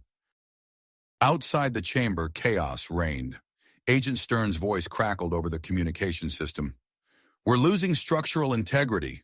Whatever you're doing in there, do it faster." Through the holographic displays, Philip and Elva watched as the various factions on the island scrambled to assist. Agent Stern and Captain Zix coordinated their teams to reinforce the alien complex, using a combination of human engineering techniques and Shiftari energy manipulation. Dr. Lyra Ven's voice joined the chorus of activity. "Vex and I are adapting the failsafe system into a planetary shield. We'll try to buy you some time." As Philip and Elva continued their work, they stumbled upon a startling discovery. The Nexus responded to their combined human-Shiftari physiology in an unexpected way, unlocking hidden protocols within its ancient programming. "Elva, look at this," Philip gasped, his mind turning from the influx of information. Earth's Nexus isn't just a transportation hub. It's a keystone in the galactic network, capable of regulating the flow of cosmic energy throughout the entire system. Elva's eyes widened as she processed the implications. "Then we need to do more than just stabilize it. We need to attune it to us." As they adjusted their approach, the energy vortex above the island changed color, shifting from a chaotic swirl to a steady pulsating blue. The attunement progressed rapidly, and soon Philip and Elva felt their bodies begin to physically merge with the Nexus technology. Tendrils of energy and circuitry extended from the alien structure, entwining around their limbs and torsos. The sensation was both exhilarating and terrifying as they felt their consciousness expanding to encompass the vast network of cosmic energy. In a moment of transcendent clarity, their minds linked not only to each other, but to the entire galactic network. They gained a glimpse of countless worlds and civilizations connected by the Nexus system, the knowledge allowing them to intuitively understand how to balance the flow of energy. With newfound control, Philip and Elva exerted their will over the Nexus. The energy vortex above the island began to contract, its wild fluctuations smoothing out into a stable, swirling portal. The gravitational disturbances subsided, debris falling back to the ground as the immediate danger passed. As the situation on the island stabilized, the effects of their actions rippled across the globe. Strange phenomena reported worldwide began to subside, replaced by a subtle, planet-wide hum of cosmic energy. Auroras appeared even in equatorial regions, painting the sky with ethereal colors. In orbit, the alien fleet coordinated by Ambassador Zorlath began to disperse as the crisis passed. Several ships remained behind, their crews eager to establish official first contact with humanity. On the island, the once hostile factions regrouped, united by the shared experience of averting global catastrophe. Agent Stern approached the Nexus chamber, his expression a mix of awe and concern as he took in the sight of Philip and Elva, now physically merged with the alien technology. "Are you okay?" he asked hesitantly. Philip's voice, now tinged with an otherworldly resonance, replied, "We're more than okay, Agent Stern. We've become something new." Elva's form shimmered as she added, "We can see and feel the entire network. It's overwhelming, but we're managing it." As the immediate danger subsided, the full weight of their transformation began to sink in. Philip and Elva remained at the heart of the alien structure, their bodies now conduits for the cosmic energy flowing through the galactic network. Ambassador Zorlath approached, his iridescent skin reflecting the pulsing energies around them. "You have done well, Guardians of Earth, but your journey has only just begun. The galaxy awaits, and with it, new challenges and responsibilities." Philip and Elva exchanged a look, their merged consciousness allowing for silent communication. They knew that their lives had changed irrevocably, their destinies now intertwined with the fate of not just Earth, but the entire galactic community. As news of the events on the island spread, the world reacted with a mix of fear, awe, and excitement. Governments scrambled to formulate responses to Earth's sudden induction into a larger galactic community. Scientists and researchers from around the globe began to converge on the island, eager to study the alien technology and the changes it had wrought. At the heart of it all, Philip and Elva remained connected to the Nexus. their transformed bodies pulsing with cosmic energy. They began to explore the full extent of their new abilities, knowing that their unique position as guardians of Earth's connection to the galactic network was just the beginning of a journey that would reshape the future of humanity and its place in the cosmos. Universe and its place in a vast, complex galactic civilization they were only beginning to comprehend. As Philip and Elva continued to explore their newfound connection to the Nexus, a subtle shift occurred in their merged consciousness. The cosmic energy flowing through the galactic network seemed to resonate with their very beings, intensifying their mental and physical bond beyond anything they had previously experienced. Elva's form shimmered, her energy state fluctuating rapidly as she turned to face Philip. "Do you feel that?" she asked, her voice carrying an otherworldly timbre. Philip nodded, his skin pulsing with an iridescent glow. "It's like I can sense your thoughts, your emotions, as if they were my own. Their eyes locked, and in that moment, the latent attraction they had both been harboring burst to the forefront of their minds. The alien structure around them seemed to respond to their emotional state, the walls of the control room shifting and reforming. Crystalline structures grew and intertwined, creating a secluded chamber bathed in soft, pulsating light. As they stepped into this private space, Philip and Elva found themselves drawn together by an irresistible force.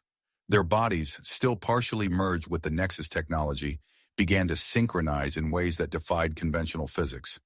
Tendrils of energy and circuitry flowed between them, allowing their forms to intertwine despite their connection to the alien structure. Philip reached out, his hand passing through the flickering boundary of Elva's Shiftari form. The sensation was electric, sending waves of pleasure cascading through their shared consciousness. Elva gasped, her body solidifying just enough to press against Philip's. "I never imagined it could be like this," she whispered, her voice resonating directly in Philip's mind. Their lips met in a kiss that transcended physical boundaries. As their passion intensified, their merged forms began to pulse with increasing frequency, perfectly in sync with the cosmic energy flowing through the Nexus. The private chamber around them responded, the crystalline structures growing and shifting to cocoon them in a womb of swirling energy. Outside the Nexus control room, the various factions continued their work, unaware of the intense connection forming at the heart of the alien structure. Dr. Lyra Venn, her hair disheveled and eyes bright with excitement, burst into the command center where Agent Stern and Captain Zix were coordinating their teams. "You're not going to believe this," she exclaimed, waving a datapad. "The cosmic energy from the Nexus isn't just affecting the immediate area. It's permeating the entire planet." Agent Stern frowned, his brow furrowing. "Is that dangerous?" Dr. Venn shook her head.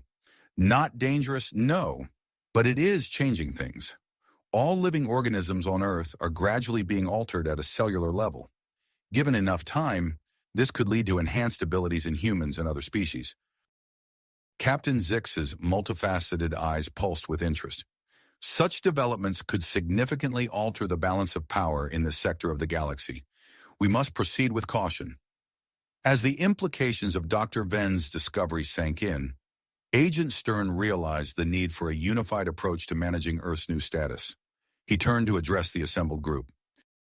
"We need to form a joint task force," he announced, "something that can represent Earth's interests on the galactic stage while dealing with the challenges we're facing here at home. Colonel Reeves, I know we've had our differences, but I think it's time we put them aside for the greater good." Colonel Reeves, who had been silently observing from the corner of the room, stepped forward. Her initial hostility seemed to have faded, replaced by a grudging respect for the situation's gravity. "Agreed," she said, extending her hand to Stern. "We're in uncharted territory now. We'll need all the expertise we can get."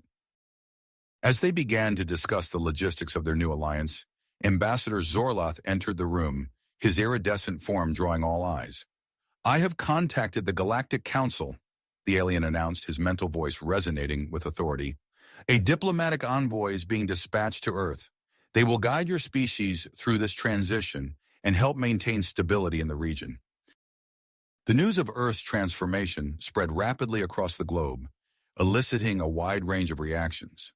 In major cities, crowds gathered to watch the skies, hoping for a glimpse of the alien ships now known to be in orbit. Some nations embraced the change with open arms, while others called for isolation and resistance against what they saw as an extraterrestrial invasion. Back in the heart of the Nexus, Philip and Elva emerged from their private chamber, their bond stronger and more intimate than ever before. As they reintegrated with the control room systems, they found their awareness expanding even further, stretching across the vast expanse of the galactic network. Suddenly, Philip's eyes widened in alarm. "Elva, do you see that?" She nodded, her form flickering rapidly as she processed the information. "There's a disturbance in the network, far from here, some kind of energy fluctuation." They tried to communicate their discovery to the teams on the surface, but found themselves struggling to translate their cosmic awareness into terms others could understand. The gap between their transcendent existence and the rest of humanity had grown wider than they realized. As they grappled with this communication challenge, a new energy signature appeared on the fringes of the solar system. An unidentified vessel, far more advanced than anything they had encountered, was approaching Earth at incredible speed. Philip and Elva exchanged a look of concern, their merged consciousness allowing for silent communication. They knew that this new arrival could change everything, adding yet another layer of complexity to Earth's already precarious position in the galactic community. As the unknown ship drew closer, Philip and Elva braced themselves for whatever challenges lay ahead, their newfound connection to each other and the cosmos serving as both their greatest strength and their most profound vulnerability. As Philip and Elva braced themselves for the approaching vessel, the Nexus control room erupted into a flurry of activity. Holographic displays flickered to life, revealing the sleek contours of a massive ship unlike anything they had ever seen.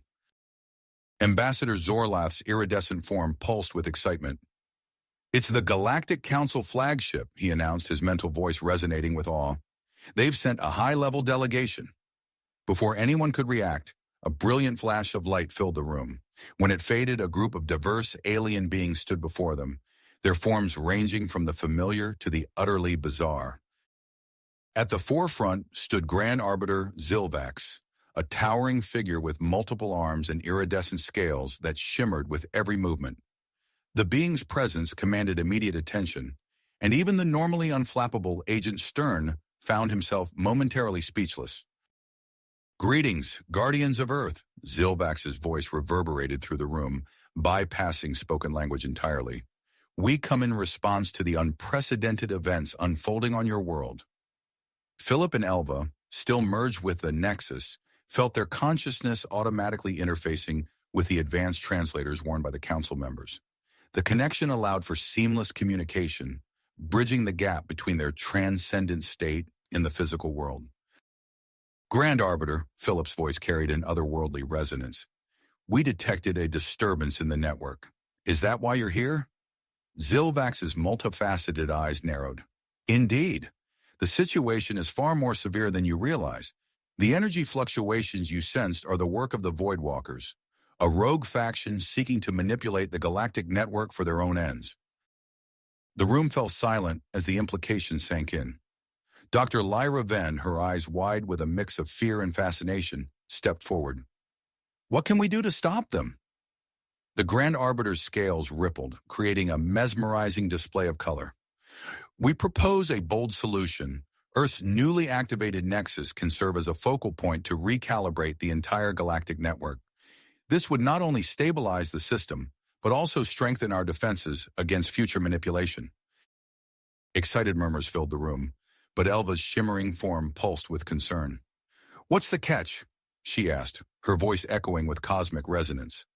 Zilvax's expression grew somber. "The recalibration process will require channeling an unprecedented amount of cosmic energy. The strain on your merged form could be catastrophic."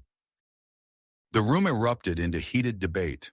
Dr. Venn proposed accelerating her research into human-alien pairings to distribute the burden. Agent Stern argued for the political advantages of such an approach.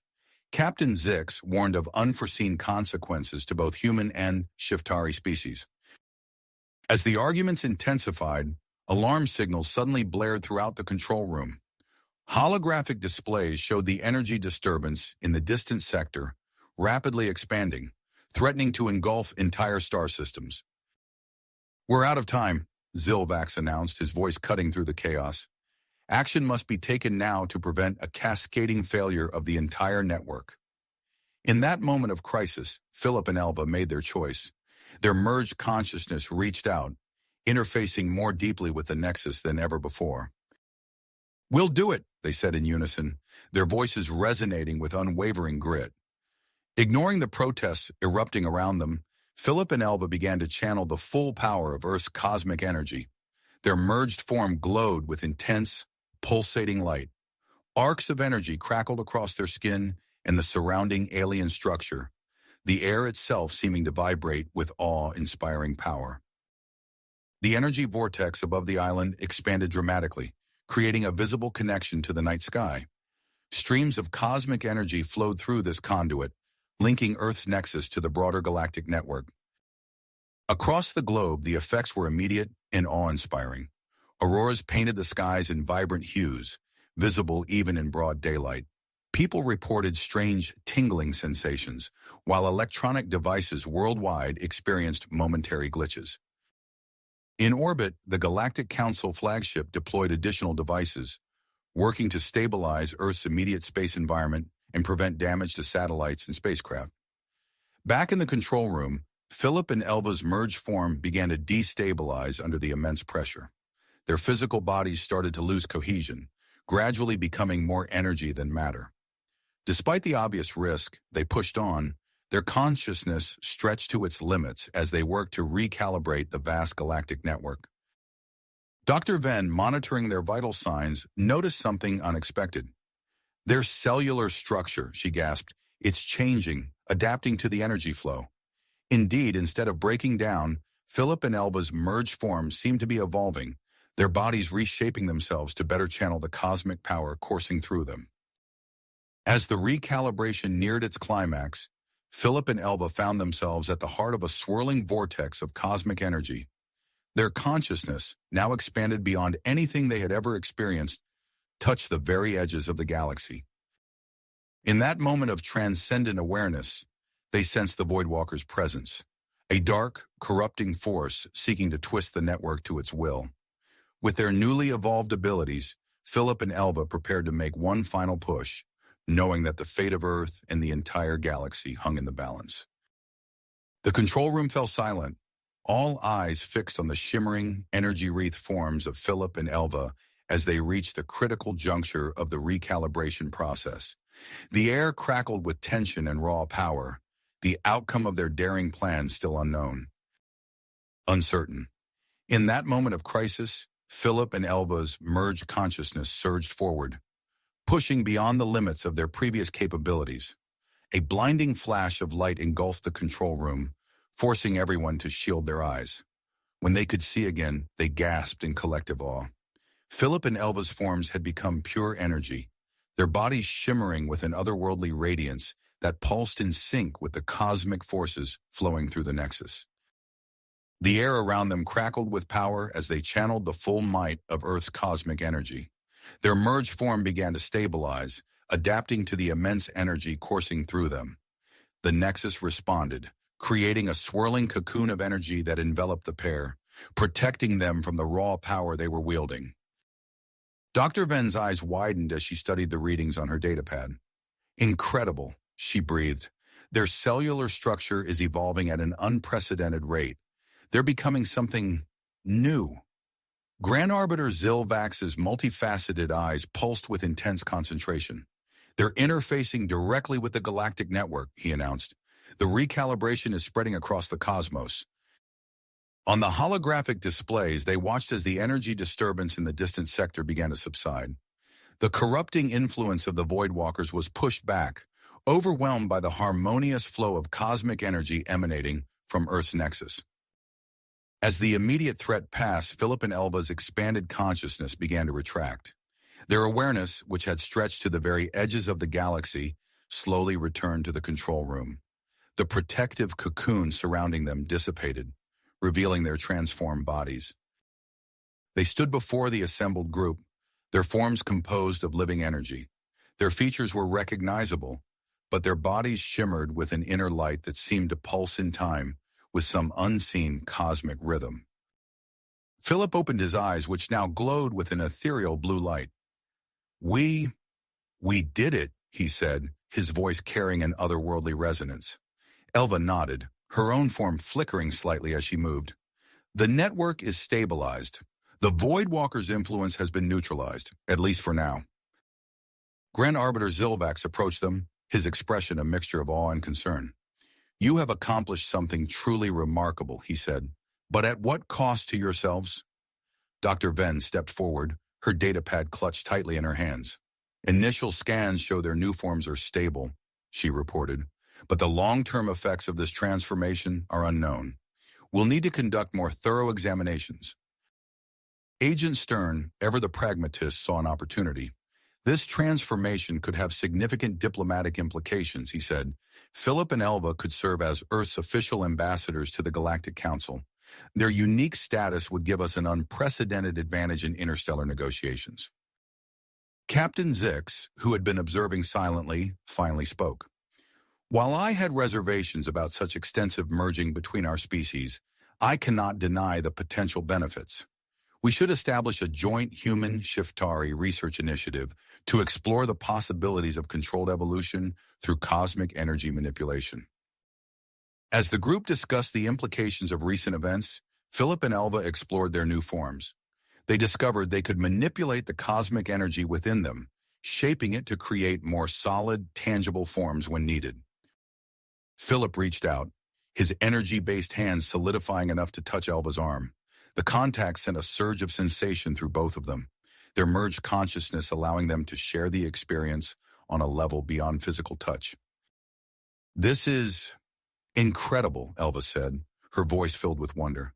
I can feel the entire network, like it's an extension of our bodies. Their moment of discovery was interrupted by Grand Arbiter Zilvax. While your transformation is indeed remarkable, it comes with great responsibility, he said. Earth is now a crucial nexus point in the galactic network. This will attract attention from across the cosmos, not all of it benign. As if on cue, alarms began to sound throughout the control room. Captain Zix rushed to a nearby console. We're detecting a surge of incoming transmissions, he reported. Multiple civilizations are reaching out, some offering alliance, others not so friendly. Grand Arbiter Zilvax's scales rippled with concern. The galaxy has taken notice of Earth's ascension. We must act quickly to establish Earth's position in the new cosmic order. Philip and Elva exchanged a glance, their merged consciousness allowing for silent communication. They knew that their journey had only just begun. As they prepared to face the challenges ahead, they felt the weight of their new responsibilities settling upon them. The control room buzzed with activity as plans were made and strategies discussed. Earth stood on the brink of a new era, its future now inexorably linked to the vast, complex web of galactic politics.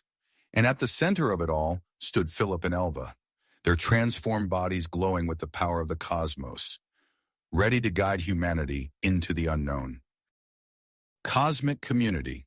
Philip and Elva, their bodies still pulsing with ethereal energy, stood at the precipice of a new era for humanity. As the control room bustled with activity, Grand Arbiter Zilvax approached the transformed pair. Earth's position in the galactic order has changed irrevocably, he said, his multifaceted eyes reflecting the glow of their energy forms. We must act swiftly to secure your world's place among the stars. Are you prepared to serve as Earth's ambassadors to the Galactic Council? Philip and Elva exchanged a silent glance, their merged consciousness allowing for instantaneous communication. After a moment, they nodded in unison. We are ready, Philip said, his voice resonating with newfound power. Then we must depart immediately, Zilvax declared. The Council has called an emergency session to address recent events. Within hours, Philip and Elva found themselves aboard a sleek, interstellar vessel, their energy-based forms contained within specialized chambers designed for non-corporeal entities. As they prepared for their journey through the galactic network, Mentor Kazara, an ancient energy being who had guided countless species through their cosmic awakenings, joined them. The path ahead is treacherous, Kazara warned. their voice a melodic hum of pure energy. Your new forms are untested in interstellar travel. I will accompany you to ensure your safe passage.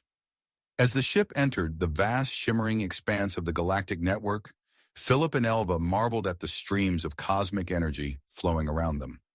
Their merged consciousness expanded, allowing them to perceive the intricate web of connections, linking countless worlds across the cosmos.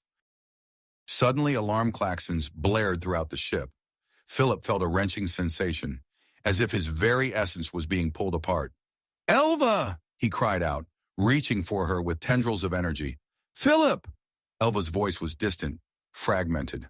I can't. Hold on." Their merged consciousness began to unravel, threatening to scatter their essence across the vast expanse of space. Panic set in as they felt themselves drifting apart, losing cohesion. Kazara sprang into action, their ancient form pulsing with concentrated power. "Hold fast," the mentor commanded, extending their own energy field to encompass the struggling pair. With skillful manipulation of cosmic forces, Kazara worked to stabilize Philip and Elva's forms. The process was intricate and delicate, drawing upon the unique properties of Philip's human DNA and Elva's Shiftari physiology. As their essence coalesced once more, Philip and Elva felt a strange sensation. Their energy forms began to solidify, taking on physical characteristics they hadn't possessed before. The stabilization process had triggered an unexpected transformation. When they finally materialized in the Great Hall of the Galactic Council's headquarters, Philip and Elva found themselves in hybrid bodies that blended human and Shiftari traits. Their skin shimmered with a subtle, iridescent glow, while their eyes possessed the multifaceted quality of Shiftari optics. The assembled council members gasped and murmured at the sight. Never before had they witnessed such a seamless integration of two distinct species. Grand Arbiter Zilvax called the session to order, his voice echoing through the vast chamber.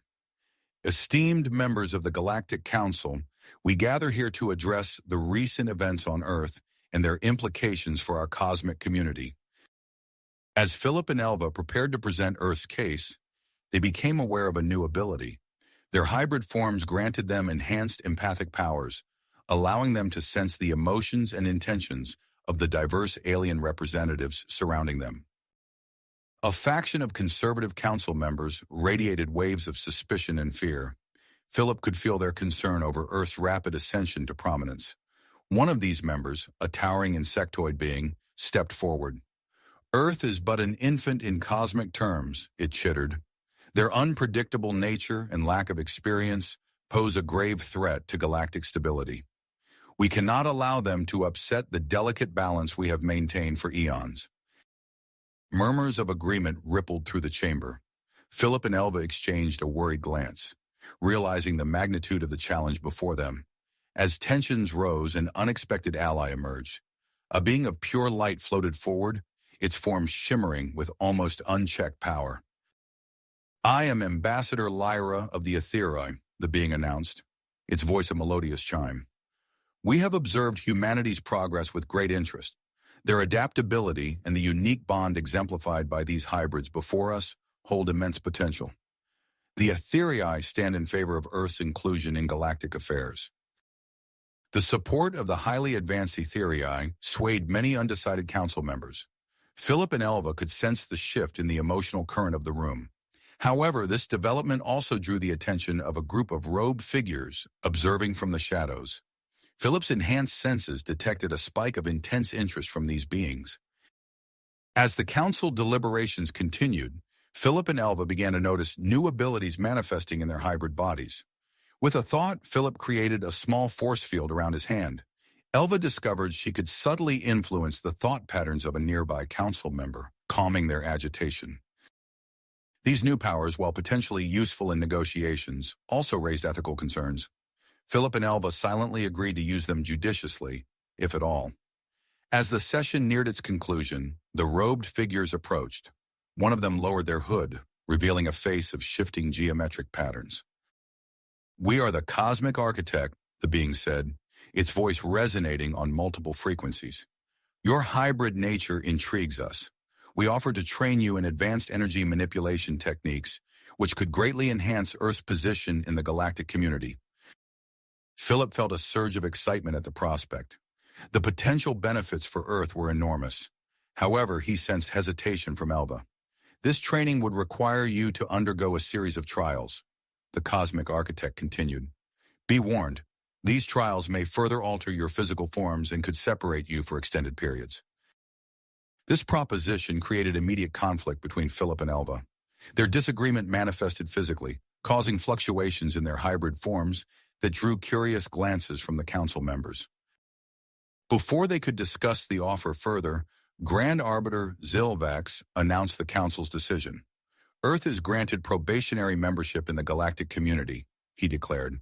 Philip and Elva will serve as intermediaries between humanity and more advanced civilizations.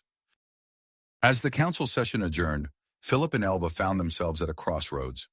The weight of their new responsibilities pressed upon them, complicated by the cosmic architect's tempting offer. They stood on the observation deck of the council headquarters, gazing out at the swirling cosmic energies that connected countless worlds. The future of Earth and their own destinies hung in the balance, awaiting their decision. Philip and Elva turned away from the cosmic vista, their hybrid forms shimmering with uncertainty. The cosmic architect's offer hung in the air between them, a tempting proposition that could reshape their destiny and Earth's future. We can't, Elva said softly, her multifaceted eyes meeting Philip's. Our duty to Earth comes first. Philip nodded, feeling a mixture of relief and regret. You're right. We need to focus on our roles as ambassadors and stabilize our new existence. The cosmic architect's face rippled with geometric patterns, betraying no emotion. Your choice is noted. May it serve your world well. As the robed figures retreated, Grand Arbiter Zilvax approached. A wise decision, he said, his scales shifting colors. Your journey home awaits. Earth's probationary status will require careful navigation. The return trip through the galactic network was smoother, their hybrid forms now acclimated to the cosmic currents. As Earth came into view, a wave of anticipation washed over them. Upon landing, they were immediately surrounded by a throng of scientists, government officials, and curious onlookers. Dr. Lyra Venn, Earth's leading xenobiologist, pushed her way through the crowd. Fascinating, she breathed, her eyes wide as she scanned their hybrid bodies with a handheld device. Your physiological readings are off the charts. We need to begin a full examination immediately. Over the next few weeks, Philip and Elva underwent extensive testing. Their ability to manipulate cosmic energy drew particular interest. In one memorable session, Philip created a glowing force field around his arm, while Elva demonstrated her newfound empathic abilities by calming an agitated lab assistant with a mere touch. Dr. Venn's voice crackled with excitement as she reviewed the results. Your hybrid state isn't just stable. It's granting you enhanced abilities. The implications for human evolution are staggering. News of their transformation spread rapidly, sparking a technological renaissance on Earth. Research labs buzzed with activity as scientists sought to harness cosmic energy for everything from clean power to faster-than-light travel. However, not everyone welcomed these changes. As Philip and Elva walked through a newly established alien district in New York, they sensed a growing undercurrent of fear and resentment. A group of protesters blocked their path, waving signs with slogans like Earth for Humans and No Alien Influence. Their leader, a burly man with a megaphone, pointed accusingly at the hybrid pair. Look at them, he shouted. Is this the future you want for humanity? To become freaks, neither human nor alien? Philip stepped forward, his hybrid form glowing softly. We understand your concerns, he said, his voice calm but firm. Change can be frightening, but isolation isn't the answer. We're here to bridge the gap between humans and aliens, not widen it. Elva reached out with her empathic senses, probing the crowd's emotions. She felt a swirling mix of fear, anger, and beneath it all, a deep-seated insecurity about humanity's place in the cosmos. Before she could share her insights with Philip, an explosion rocked the street. Smoke billowed from a nearby alien embassy, and panic erupted in the crowd. Acting on instinct, Philip and Elva's bodies shifted, becoming more energy than matter. They swooped toward the burning building, cosmic energy swirling around them as they rescued trapped aliens and humans alike. As they set the last victim safely on the ground, Philip felt a strange tingling sensation. He looked down to see his hands glowing brightly, and suddenly, a miniature replica of the burning embassy materialized in the air before him. Elva gasped, her own body pulsing with energy. "Philip, look!" Around them, shimmering images appeared, manifestations of their thoughts and emotions. The crowd's fear, their own concern for the victims, even a fleeting memory of their time before the council, all took shape in swirling patterns of light and color. Dr. Venn, who had arrived on the scene, stared in awe. "Incredible," she muttered, furiously taking notes. "Their abilities are still evolving." As the chaos subsided and emergency services took over, Philip and Elva found themselves surrounded by a mix of grateful aliens, curious humans, and wary security personnel. A communication device on Philip's wrist beeped urgently. Grand Arbiter Zilvax's voice emerged, tinged with concern. "We've received reports of the incident," he said. "The Council has decided to send a delegation to Earth immediately. They will assess your world's readiness for full membership in the galactic community." Elva's eyes widened. "So soon? But we're still grappling with these changes ourselves." Silvax's tone was sympathetic but firm. "The Council feels that recent events have accelerated the timeline. You must prepare Earth for this crucial evaluation." As they absorbed this news, Philip and Elva became aware of a subtle disturbance in the cosmic energy flowing around them. Something felt off, a discordant note in the galactic symphony. Philip's brow furrowed. "Elva, do you feel that?" She nodded, her expression grim. "The Void Walkers. They're on the move again." Their gaze met, a silent understanding passing between them. Earth's future hung in the balance, threatened by internal divisions and external dangers. As the Galactic Council delegation approached and the Void Walkers lurked in the shadows, Philip and Elva knew their greatest challenges were just beginning. The cosmic energy around them pulsed with an ominous rhythm, a silent alarm that only they could perceive. "We can't wait for the Council," Philip said, his voice taut with urgency. "The Void Walkers are making their move now." Elva nodded, her iridescent skin shimmering with tension. "Agreed. We need to act fast." They quickly contacted Agent Stern and Captain Zix, briefing them on the situation and entrusting them with the task of receiving the Galactic Council delegation. With that taken care of, Philip and Elva focused on the immediate threat. Using their newfound ability to separate consciousness from form, they scouted the source of the disturbance. Their ethereal forms glided through the city, invisible to the bustling crowds below. They were drawn to an abandoned industrial complex on the outskirts of New York, where they discovered a massive device being assembled by shadowy figures.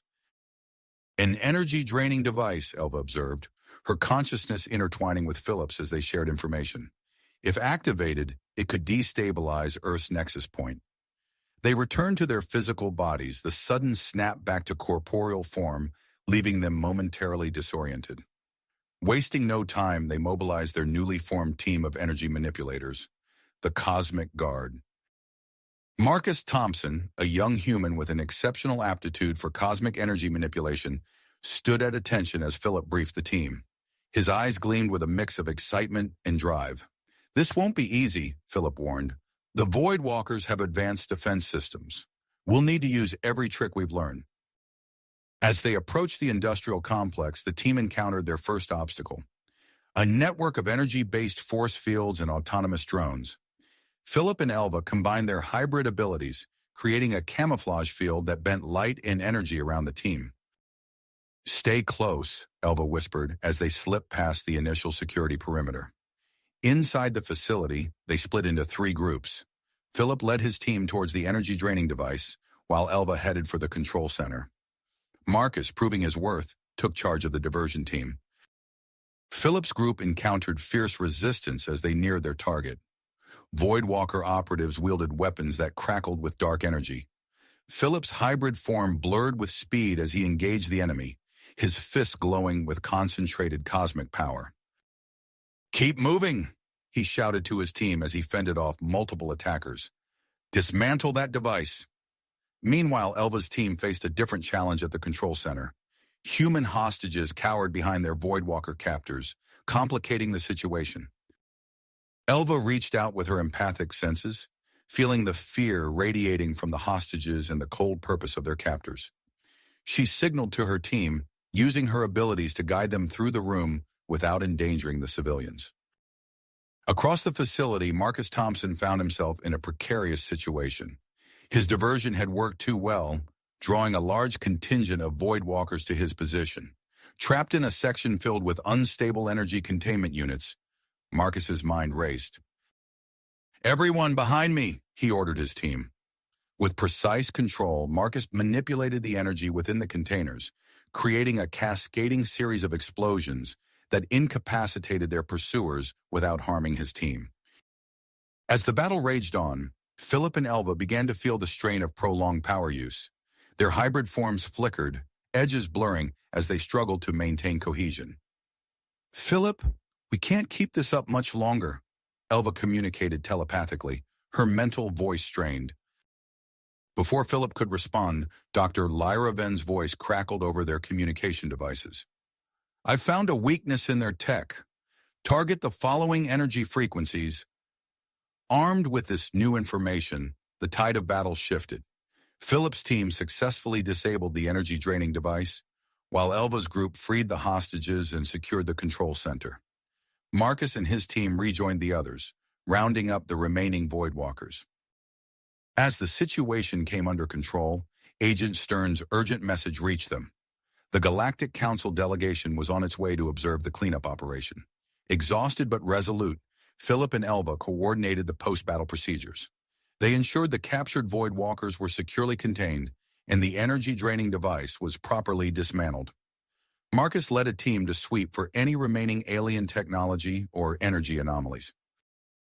Dr. Ven arrived on the scene, her face creased with concern as she scanned Philip and Elva's unstable forms.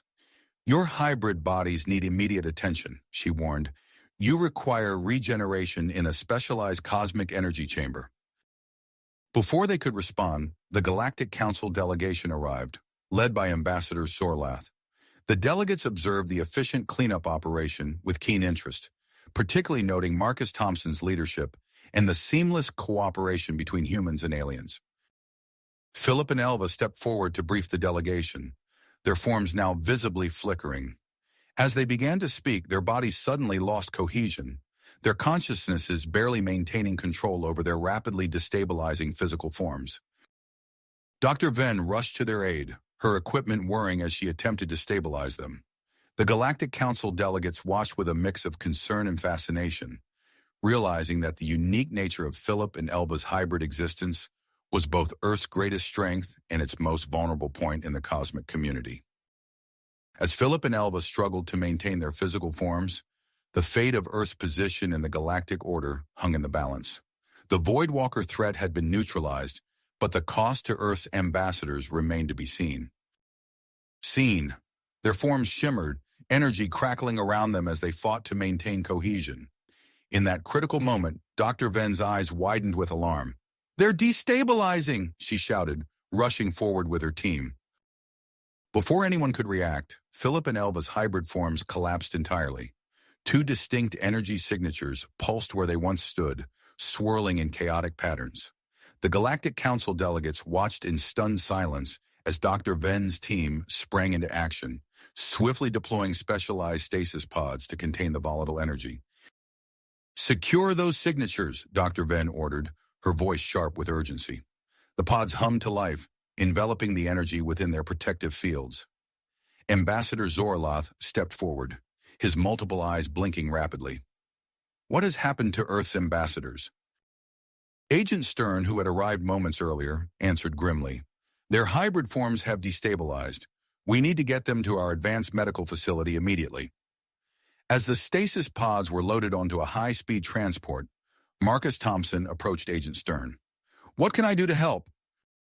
Stern's gaze flickered between Marcus and the departing transport. "You've shown exceptional skill, Thompson. We need you to step up. The Cosmic Guard needs leadership while Philip and Elva recover." Marcus nodded, his teeth clenched. "I won't let you down." Over the next 3 days, the island-turned-continent nexus point became a hive of activity. Dr. Ven and her team worked tirelessly in the medical facility, combining ethereal technology with Earth's emerging cosmic energy manipulation techniques to stabilize Philip and Elva's energy signatures. Meanwhile, Marcus threw himself into his new role, coordinating with Agent Stern and Captain Zix to maintain Earth's defenses. He led training sessions for the Cosmic Guard, his natural affinity for energy manipulation inspiring those around him.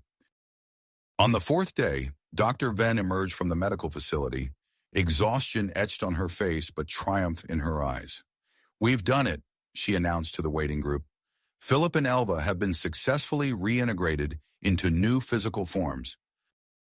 Inside the facility, Philip and Elva stirred on their medical beds. Their new bodies shimmered with a subtle iridescence, a visual testament to their refined hybrid state. As they opened their eyes, confusion clouded their features. Where are we?" Philip asked, his voice hoarse. Dr. Venn approached, her tone gentle. "You're safe.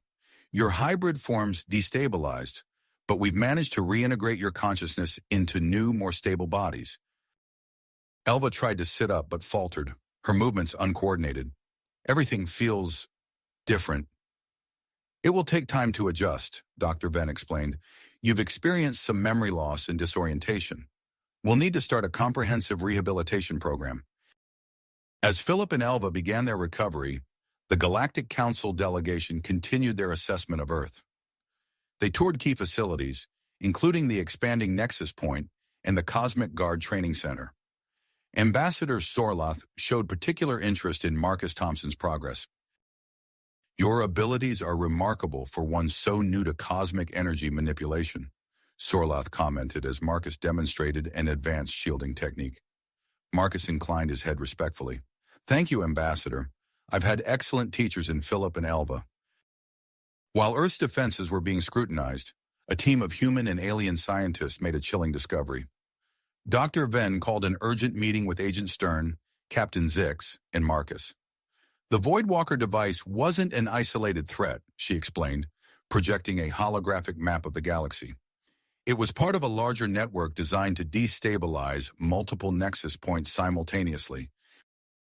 Captain Zix's antennae twitched with concern. "This goes beyond anything we've encountered before." Agent Stern nodded grimly. "We need to inform the Galactic Council immediately." The news sent shockwaves through the galactic community. In response, the Council called for an emergency summit to address the Voidwalker threat. Earth, with its strategic importance as a nexus point and recent success against the Voidwalkers, was chosen as the location. As preparations for the summit began, Philip and Elva made significant strides in their recovery. Their new hybrid forms proved more resilient and adaptable than before. During a training session, Philip created a glowing energy construct that maintained its form even after he stopped actively focusing on it. "Incredible," Elva breathed, examining the pulsing energy structure. "Our control has improved exponentially." Their progress was timely, as Earth soon faced a new challenge. A week before the summit, strange energy fluctuations began occurring around the globe. Communication systems crackled with interference, and power grids flickered ominously. Marcus led Cosmic Guard teams to investigate, uncovering evidence of Voidwalker infiltration attempts at each site. He reported back to Philip and Elva, who had joined the efforts to secure Earth. "They're testing our defenses," Philip concluded, studying the data Marcus had collected. Elva nodded in agreement, and likely preparing for something bigger. The trio worked tirelessly, combining their unique strengths to bolster Earth's cosmic defense strategy. Philip and Elva shared advanced energy manipulation techniques with Marcus, honing his already impressive skills. As the summit approached, tension mounted. Security measures were tightened, and the Cosmic Guard remained on high alert. Despite the precautions, no one was prepared for what came next. A massive energy surge erupted in Earth's orbit, setting off alarms across the planet. Marcus, monitoring the situation from the Cosmic Guard Command Center, watched in horror as the energy distortion commitment into a Voidwalker strike force. "They've breached our early warning systems," he shouted, activating the general alert. "All Cosmic Guard units, prepare for orbital engagement." Philip and Elva burst into the command center, their hybrid forms already glowing with power. "We'll lead the space-based defense," Philip declared. Marcus, coordinate the ground teams. We can't let them reach the surface. As the trio raced to their positions, the battle for Earth's future began in earnest. The fate of not just one world, but the entire galactic community hung in the balance. Balance. The fate of not just one world, but the entire galactic community hung in the balance as Earth's defenders rose to meet the Voidwalker threat. Philip and Elva, their new hybrid forms pulsing with cosmic energy, launched into the stratosphere. They weaved through the oncoming Voidwalker vessels, their enhanced abilities allowing them to create intricate energy shields and weapons with unprecedented precision. Marcus coordinated the ground response, his voice steady as he directed Cosmic Guard units to strategic positions around the globe. Delta Team, reinforce the eastern seaboard. Gamma Squad, I need you at the Nexus Point perimeter. The battle raged for hours, Earth's defenders pushing back wave after wave of Voidwalker attacks. As the conflict reached its zenith, Philip and Elva combined their powers, creating a massive energy vortex that engulfed the remaining enemy ships. The Voidwalkers, their technology overwhelmed by the raw cosmic force, retreated in disarray. In the aftermath of the battle, Earth stood victorious. The Galactic Council delegation, which had witnessed the entire ordeal from a secure bunker, emerged with a newfound respect for humanity's resilience and ingenuity. Ambassador Sorlath approached Philip, Elva, and Marcus as they debriefed with Agent Stern. Your world has proven itself worthy of full membership in the galactic community, the ambassador declared, his multiple eyes blinking rapidly. We will accelerate the discussions immediately. In the days that followed, Earth buzzed with activity. As Philip and Elva recovered from the exhaustion of the battle, they found themselves at the center of a whirlwind of diplomatic meetings and scientific debriefings. Their unique abilities had not gone unnoticed by the various alien representatives. It was during one such meeting that the Etheri ambassador, a being of shimmering light named Lyrasa, proposed an intriguing initiative. We believe that fostering deeper understanding between species is crucial for galactic harmony, Lyrasa explained, her voice a melodic hum. We propose a cultural exchange program, pairing individuals from different species for extended periods of cohabitation and shared experiences. The proposal was met with enthusiasm from both Earth's governments and the Galactic Council. Within weeks, the program was approved, and Philip and Elva found themselves selected as the first human participants.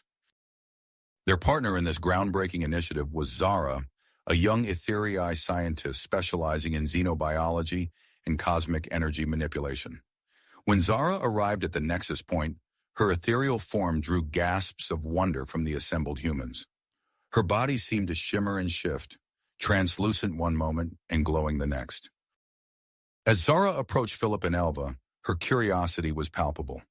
I am honored to participate in this exchange, she said, her voice carrying a hint of musical resonance. I look forward to learning from you both. The trio was escorted to their new living quarters, a specially designed space within the expanding Nexus Point. The facility hummed with advanced technology, its walls lined with monitoring systems designed to study the effects of their close contact. In the days that followed, Philip, Elvin, and Zara fell into a routine of training and cultural exchange. They spent hours in the facility's cosmic energy manipulation chamber, pushing the boundaries of their abilities. During one particularly intense session, Philip created a complex energy construct, a swirling vortex of blue and gold. Elva added her own energy to it, turning the vortex into a pulsating sphere. Zara, her form glowing brightly, reached out to touch the construct. The moment her ethereal fingers made contact, a surge of energy coursed through all three of them. The sphere expanded rapidly, enveloping them in a cocoon of pure cosmic force. For a brief, breathtaking moment, their minds merged. Philip experienced flashes of Zara's childhood on a world of crystal spires and luminescent oceans. Elva felt the thrill of Zara's first successful energy manipulation, and Zara, in turn, lived through Philip and Elva's transformation into hybrids, feeling the rush of their newfound powers. As the energy dissipated, the trio stumbled back, gasping. Their eyes met, a new understanding passing between them. The bond that had begun to form over the past weeks had suddenly deepened into something profound and inexplicable. Outside the chamber, alarms blared. The unexpected energy surge had caused a ripple effect throughout the nexus point. Marcus Thompson, who had been observing the session, rushed into the room. "What happened?" he demanded, his eyes wide as he took in the scene. Before anyone could answer, Marcus felt a tingling sensation in his hands. He looked down to see tendrils of energy coalescing around his fingers, forming into solid constructs. His jaw dropped as he realized he was manifesting abilities he had never possessed before.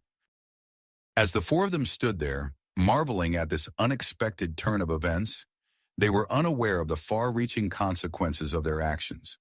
The resonance effect had not only enhanced their abilities, but had also set in motion a chain of events that would reshape the future of human-alien relations. In a secure communication room several levels below, Agent Stern received an urgent message from the Galactic Council. "The energy surge has been detected across multiple sectors," the Council representative reported. "They're sending a research team immediately." Stern's gaze drifted to the monitor showing the cosmic energy chamber. He watched as Philip, Elva, Zara, and Marcus huddled together, their forms still glowing faintly with residual energy. "Understood," Stern replied, his mind racing with the implications. "We'll be ready for them." As the nexus point buzzed with renewed activity, Philip, Elva, and Zara found themselves drawn closer together. The shared experience of the energy merge had created a connection that transcended physical boundaries. They began to spend more time together outside of their official duties, exploring the complex emotions that had arisen from their unique bond. One evening, as they sat watching the sunset from the observation deck, Zara turned to her human companions. "I never expected to feel this way," she said softly, her form shimmering with a soft, rosy glow. Is this what humans call love?" Philip and Elva exchanged a glance, their own feelings a swirling mix of affection, desire, and something entirely new. As they reached out to embrace Zara, they knew they were stepping into uncharted territory, not just for themselves, but for the entire concept of interspecies relations. Little did they know that their growing intimacy would have consequences far beyond their personal lives, consequences that would reshape the very fabric of cosmic energy manipulation and galactic politics. The intimacy between Philip, Elva, and Zara deepened in the following weeks, their connection growing stronger with each passing day.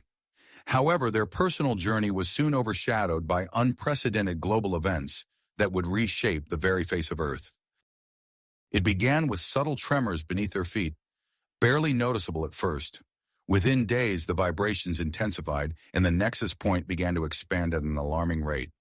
The island continent grew rapidly, pushing outward into the Pacific Ocean with inexorable force. Philip stood at the edge of the newly formed coastline, watching in awe as land materialized before his eyes. "It's incredible," he breathed, feeling the raw energy pulsing through the air. Elva joined him, her hybrid form shimmering with anxiety. "But at what cost?" she asked, gesturing to the horizon where dark storm clouds gathered. The rapid expansion of the nexus point triggered a cascade of global crises. Coastal cities worldwide faced rising sea levels and shifting tectonic plates. Emergency broadcasts blared constantly, urging citizens to evacuate endangered areas. In the command center, Marcus Thompson coordinated with international relief efforts. His voice was hoarse from hours of nonstop communication. "We need more transport ships to the Indonesian archipelago," he ordered, his fingers flying over holographic displays. "Those islands are sinking fast." The Galactic Council, recognizing the severity of the situation, dispatched a fleet of terraforming ships to assist. Massive vessels descended from the skies, their hulls gleaming with advanced technology. They set to work immediately, using gravitational fields to stabilize tectonic movement and weather manipulation systems to mitigate the worst storms. As Earth grappled with these physical changes, the cultural landscape shifted as well. The success of Philip, Elva, and Zara's partnership inspired the Galactic Council to launch the Cosmic Harmony Project. This ambitious initiative aimed to create multiple triads of compatible species, each centered around a human participant.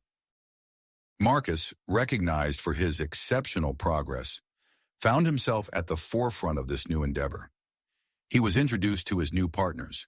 Lyra, a Shiftari engineer with iridescent skin that rippled like water, and Kala, an etheri energy specialist whose form pulsed with soft light.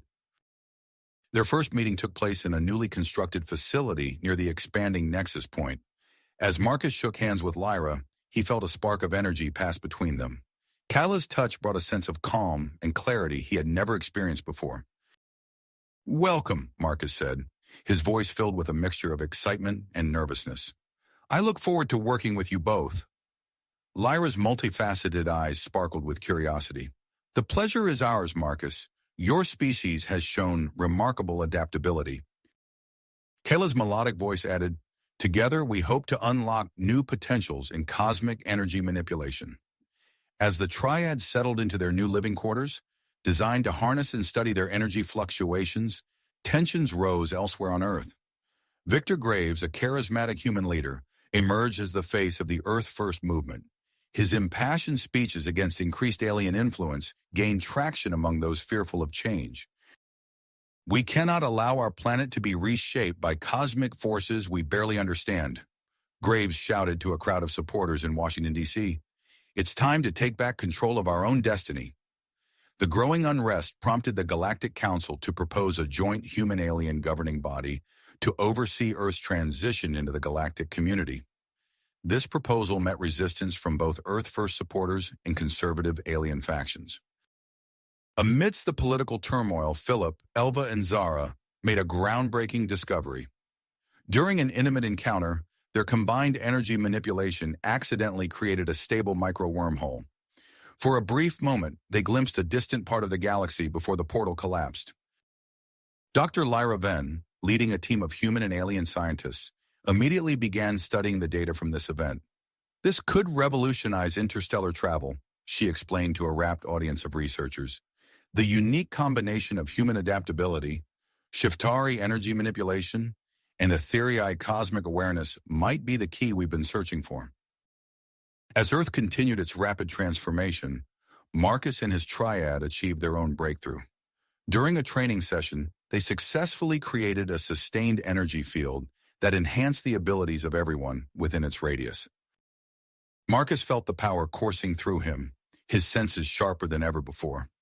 Lyra's skin shimmered with increased intensity, while Kala's form became more defined and solid. The implications of their achievement were not lost on the military observers present. The Galactic Council, recognizing the need for decisive action, called for an emergency summit on Earth. As preparations began, Philip, Elva, and Zara received a summons to testify. The night before their departure, Zara approached her human partners with concern in her luminous eyes. "Something is changing within me," she said, her form flickering with unusual patterns. "I don't understand what's happening." Philip and Elva exchanged worried glances.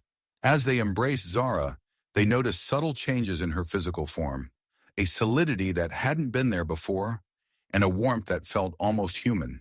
The implications of these changes hung in the air, unspoken but profoundly felt. As they prepared for their journey to the summit, the trio knew that their testimony could shape the future of human-alien relations for generations to come. The fate of Earth, and perhaps the galaxy itself, hung in the balance. Balance hung in the air. As the trio prepared for their journey to the summit, they were summoned for an unexpected series of medical examinations. Dr. Lyra Venn, her iridescent skin shimmering under the harsh laboratory lights, greeted them at the entrance to the medical wing. "We need to document the changes in your physiology," she explained, gesturing for them to follow her. "The council is particularly interested in your case, Zara." The examination room hummed with advanced equipment. Philip and Elva watched as Zara stepped into a cylindrical scanner. Beams of light danced across her form, mapping every contour of her increasingly solid body. "Fascinating," Dr. Venn murmured, studying the holographic readouts. "Zara, your physical structure is becoming more dense, more human-like, yet you're retaining your etheri luminescence." Zara flexed her fingers, marveling at the new sensations. "I can feel things differently now," she said, her voice a mix of wonder and uncertainty. "It's as if I'm more anchored to this world." As the test continued, alarms suddenly blared throughout the facility. Marcus Thompson burst into the room, his face etched with concern. "We've got a situation," he announced. "There's been another surge from the nexus point. It's causing massive geological changes." They rushed to the observation deck, watching in awe as a new mountain range thrust upward along the edge of the expanding landmass. The ground beneath their feet trembled, a tangible reminder of the forces at work.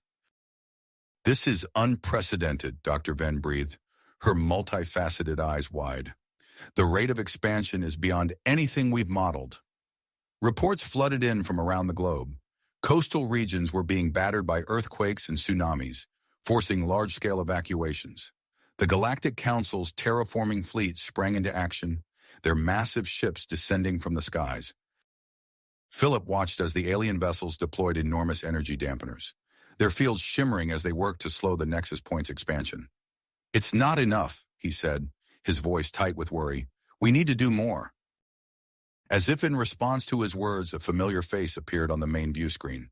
Victor Graves, the charismatic leader of the Earth First movement, was addressing a massive crowd. "This is the price of alien interference," he shouted, his words whipping the protesters into a frenzy.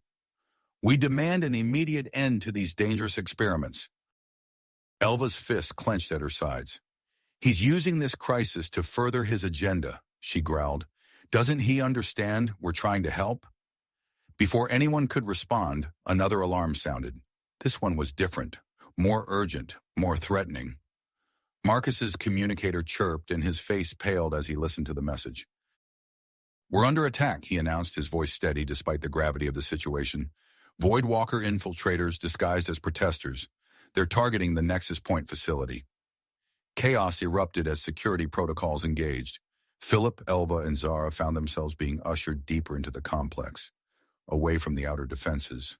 Through reinforced windows, they could see energy blasts lighting up the night sky. "We can't just hide," Philip insisted, turning to Marcus. "There must be something we can do." Marcus nodded grimly. "My triad and I have been working on a new technique, a sustained energy field. We're going to try to create a protective barrier around the facility." As Marcus left to join his partners, Philip, Elva, and Zara exchanged glances. They could feel the Nexus Point pulsing with energy, growing more unstable by the moment. "The portal," Zara said suddenly, her form glowing brighter with excitement.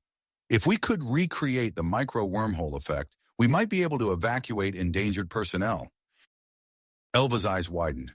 "It's risky, but it might be our only option." They made their way to the cosmic energy manipulation chamber, dodging panicked staff and security teams. As they entered the room, they could feel the raw power emanating from the Nexus Point. "Ready?" Philip asked, reaching out to his partners. Elva and Zara nodded, taking his hands. They closed their eyes, focusing their combined energies. The air around them began to crackle and shimmer. Outside, Marcus and his triad strained to maintain their protective field against the Voidwalker's assault. The barrier flickered dangerously as another volley of energy weapons struck it. Inside the chamber, Philip, Elva, and Zara poured every ounce of their strength into the task. The energy built to a fever pitch, swirling around them in a vortex of light and power. Suddenly, there was a deafening crack. Where they had expected a small, temporary wormhole, a massive, stable portal burst into existence. The chamber was filled with a blinding light, and when it faded, they found themselves staring into the heart of the Galactic Council headquarters. Alarms blared on both sides of the portal as the unexpected connection was established. Confused alien dignitaries peered through from the other side, their expressions a mix of shock and curiosity. Before anyone could react, a squad of Galactic Council security forces poured through the portal, their advanced weapons at the ready. They quickly assessed the situation and moved to engage the Voidwalker infiltrators. The tide of battle shifted almost instantly. Caught between Earth's security teams and the reinforcements from the Galactic Council, the Voidwalkers found themselves overwhelmed. Within minutes, the attack had been repelled, and several infiltrators were in custody. As the immediate danger passed, the full implications of what had happened began to sink in. The portal remained open, a permanent link between Earth and the center of galactic governance. Marcus approached Philip, Elva, and Zara, his expression a mix of awe and concern. I don't know whether to congratulate you or reprimand you, he said, shaking his head. Do you realize what you've done? Before they could respond, a dignified alien figure stepped through the portal. The newcomer's presence commanded immediate attention, and even Marcus straightened his posture. I am High Counselor Zix, the alien announced, its multifaceted eyes taking in the scene. In light of recent events, the Galactic Council is calling an emergency session. Your presence is required immediately. Philip, Elva, and Zara exchanged nervous glances. They had changed the course of Earth's future in ways they couldn't have imagined. As they prepared to step through the portal, they knew they would have to face the consequences of their actions. The trio stood at the threshold, the swirling energies of the portal casting strange shadows across their faces. With a deep breath, they stepped forward, leaving behind a changed Earth and venturing into an uncertain future. As they stepped through the shimmering portal, the familiar surroundings of the Nexus Point facility faded away, replaced by the grand assembly hall of the Galactic Council headquarters. The vast chamber stretched before them, its high arched ceiling adorned with holographic displays of distant star systems. Tiered seating rose on all sides, filled with representatives from countless alien civilizations. The air hummed with a cacophony of languages, translators working overtime to keep up with the excited chatter. As Philip, Elva, and Zara entered, a hush fell over the assembly. All eyes turned to the trio, with particular focus on Zara. Her newly solidified form, still glowing with ethereal luminescence, drew gasps and murmurs from the gathered delegates. High Counselor Zix gestured for them to approach the central platform. Welcome, representatives of Earth, the alien's voice resonated through the chamber. Your presence here marks a pivotal moment in galactic history.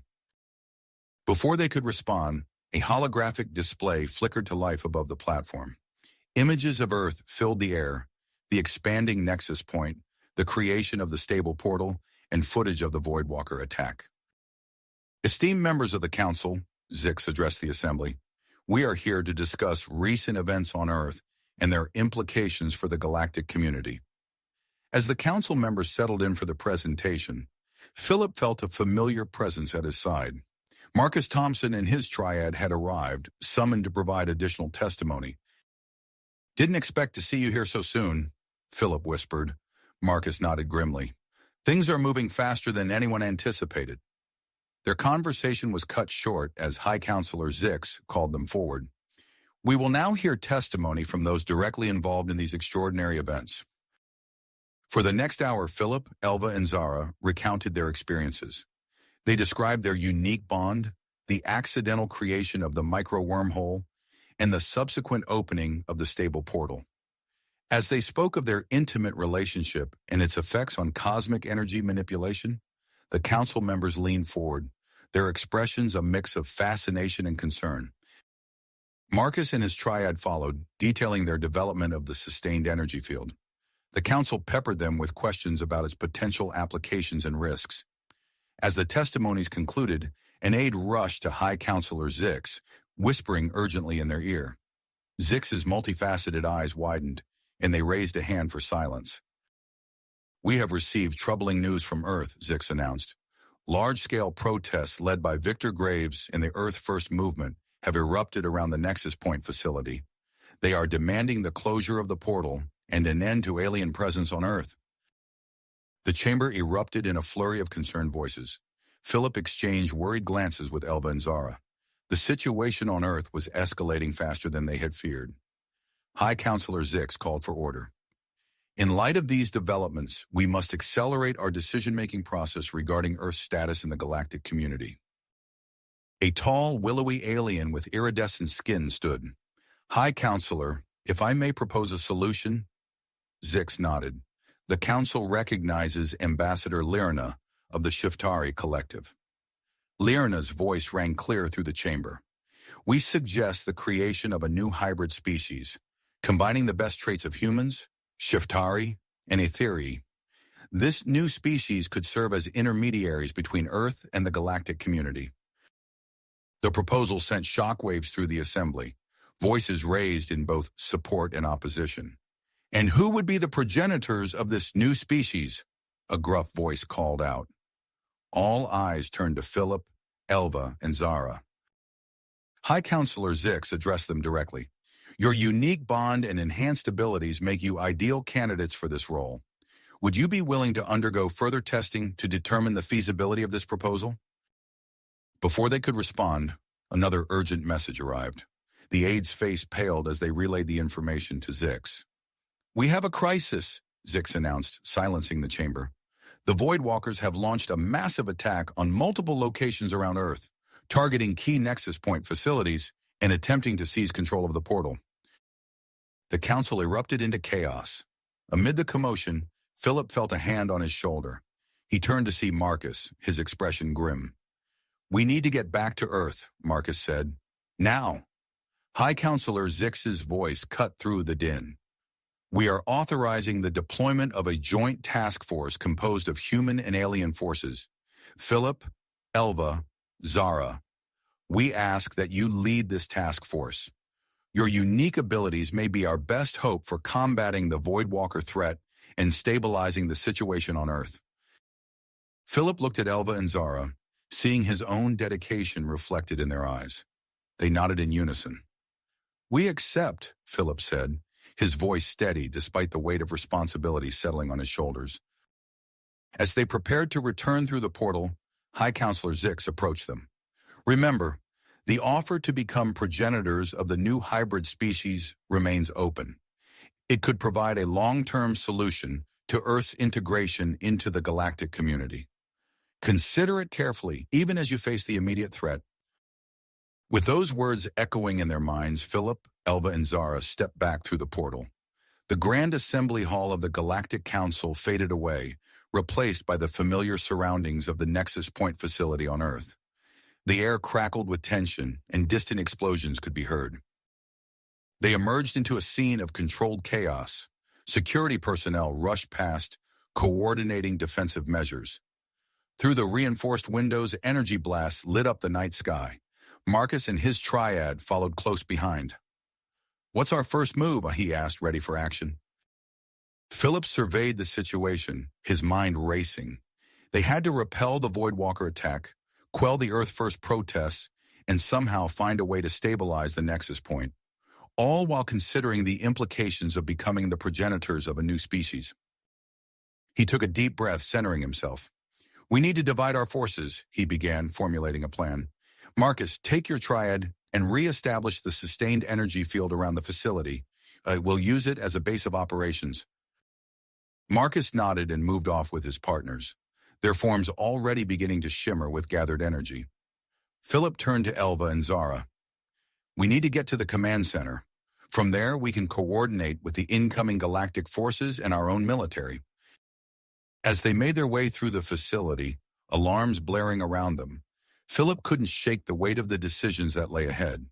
The fate of Earth, and perhaps the entire galaxy, would be shaped by their actions in the coming hours. The trio reached the command center, its walls lined with holographic displays showing the unfolding crisis. As they stepped inside, ready to take charge of the defense, a new alert flashed across the screens. The Voidwalkers had breached the outer perimeter, and Earth-First protesters were unknowingly providing cover for their advance. Philip, Elva, and Zara exchanged determined looks. The real battle was about to begin. The command center buzzed with activity as Philip, Elva, and Zara assessed the situation. Holographic displays flickered with real-time updates, showing the advancing Voidwalker forces and the surging crowds of Earth-First protesters. We need to act fast, Philip said, his eyes scanning the tactical readouts. Elva, can you get a read on the Nexus points for stability? Elva closed her eyes, reaching out with her heightened senses.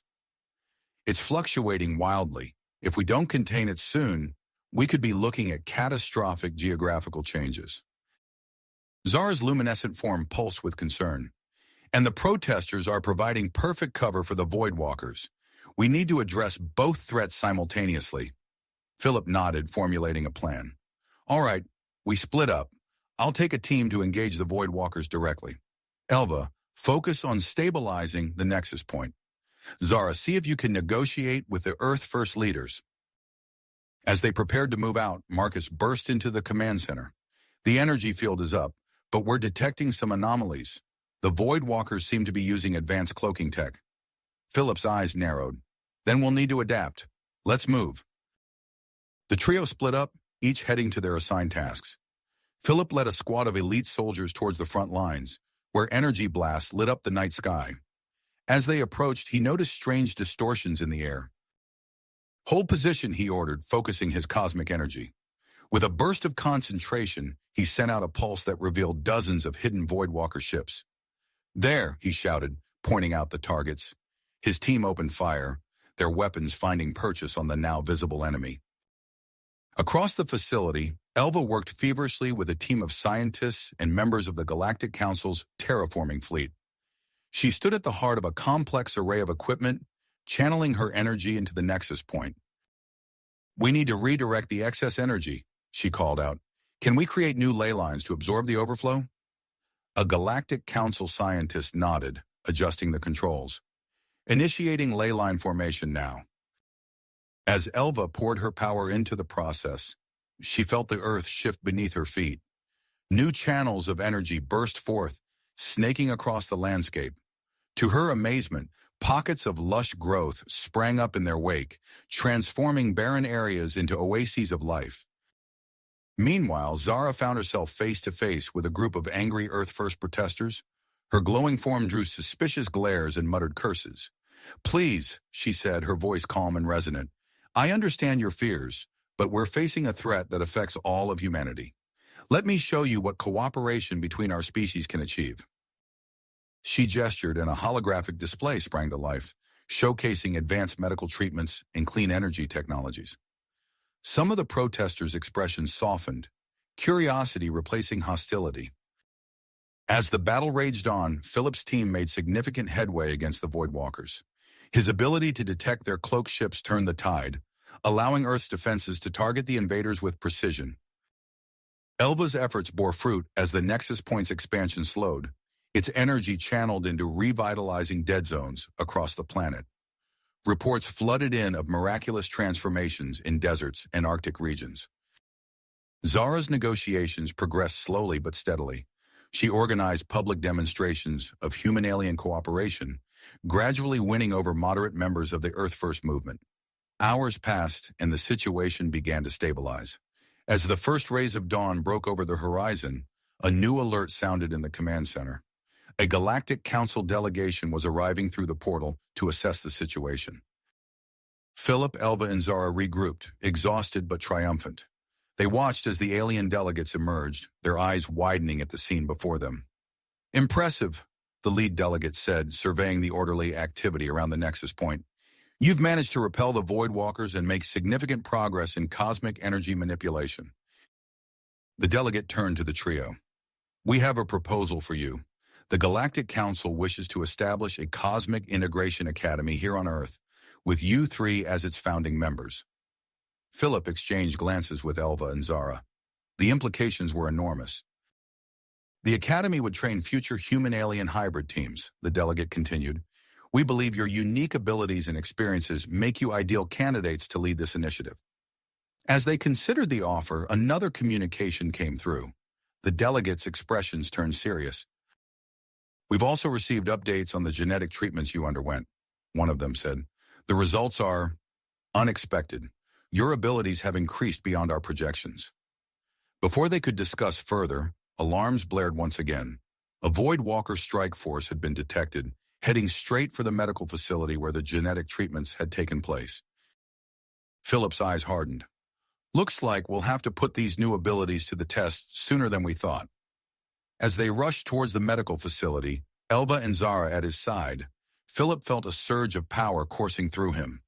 Whatever challenges lay ahead, they would face them together, their unique bonds stronger than ever. The Voidwalker ships appeared on the horizon, weapons primed. Philip, Elva, and Zara exchanged determined looks. This battle would shape the future of human-alien relations, and they were ready to meet it head-on. The Voidwalker ships loomed on the horizon, their dark forms silhouetted against the rising sun. Philip, Elva, and Zara stood together, their bodies humming with newfound power. Ready? Philip asked, his voice steady despite the tension in the air. Elva nodded, her eyes gleaming with purpose. Let's show them what we can do. Zara's luminescent form pulsed brightly. Together.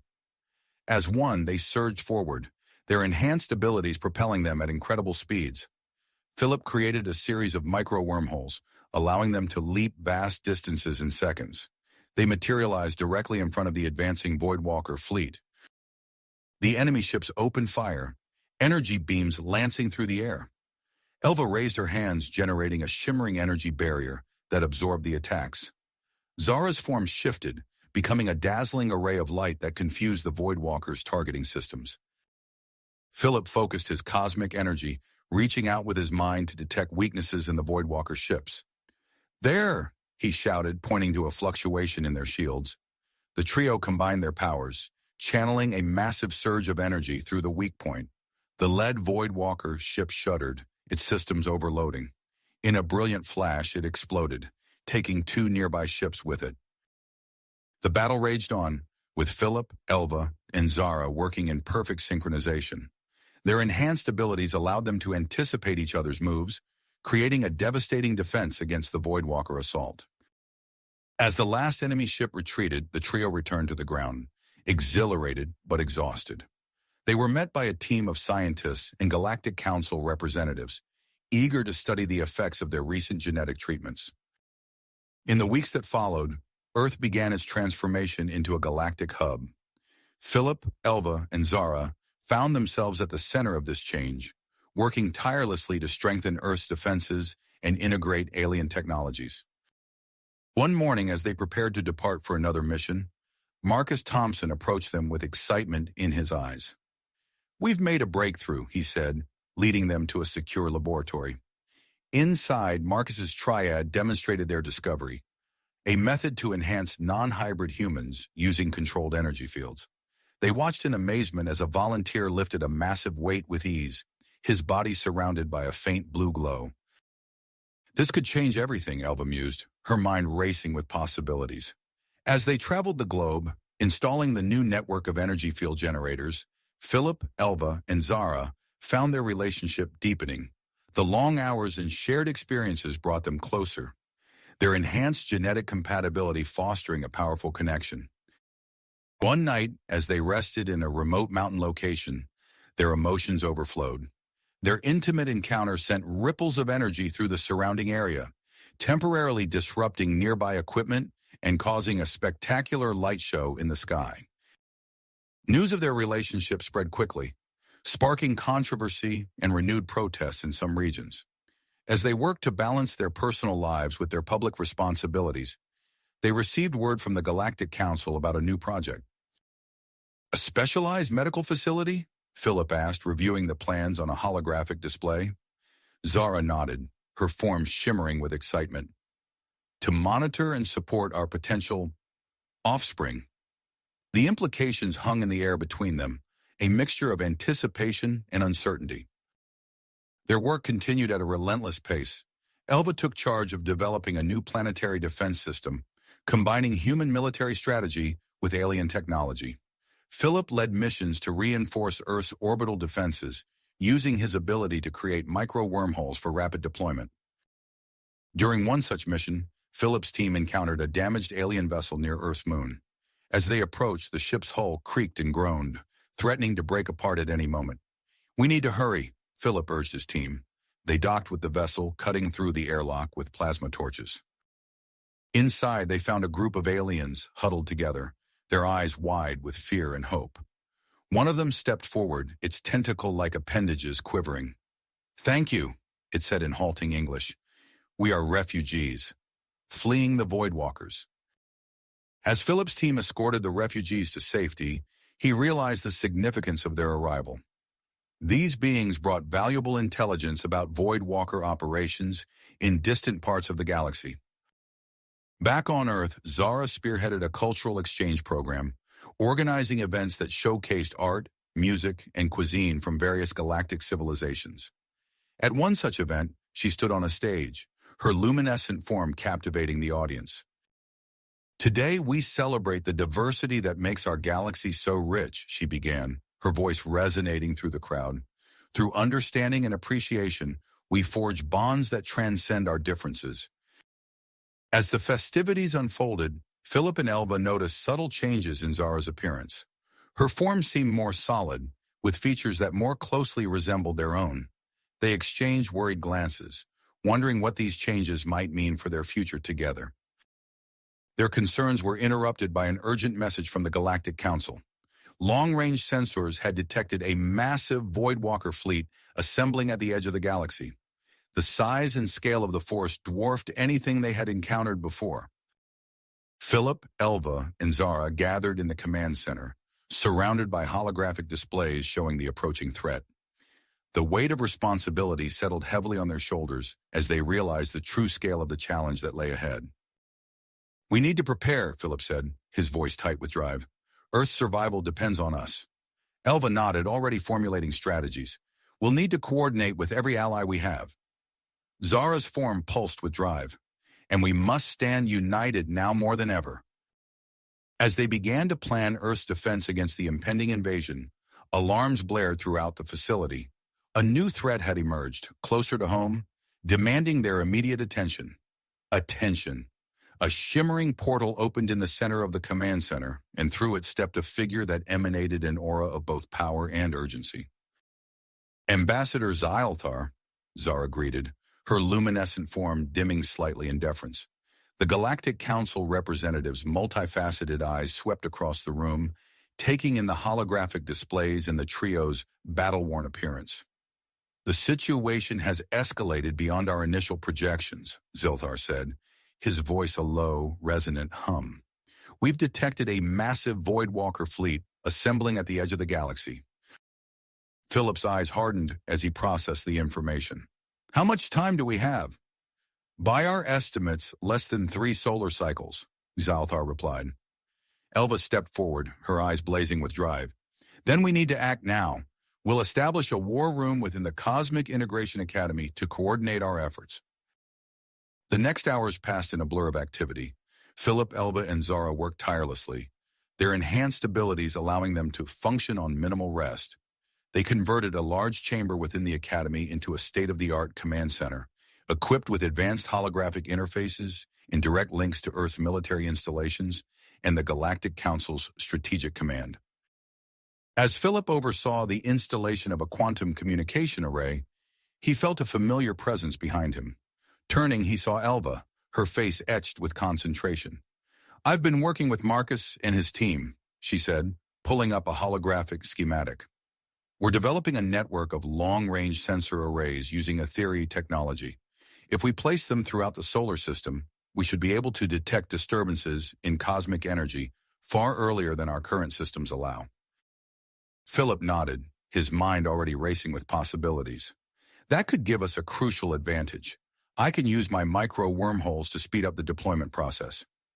Across the room, Zara was deep in conversation with a diverse group of aliens, her form pulsing with energy as she spoke.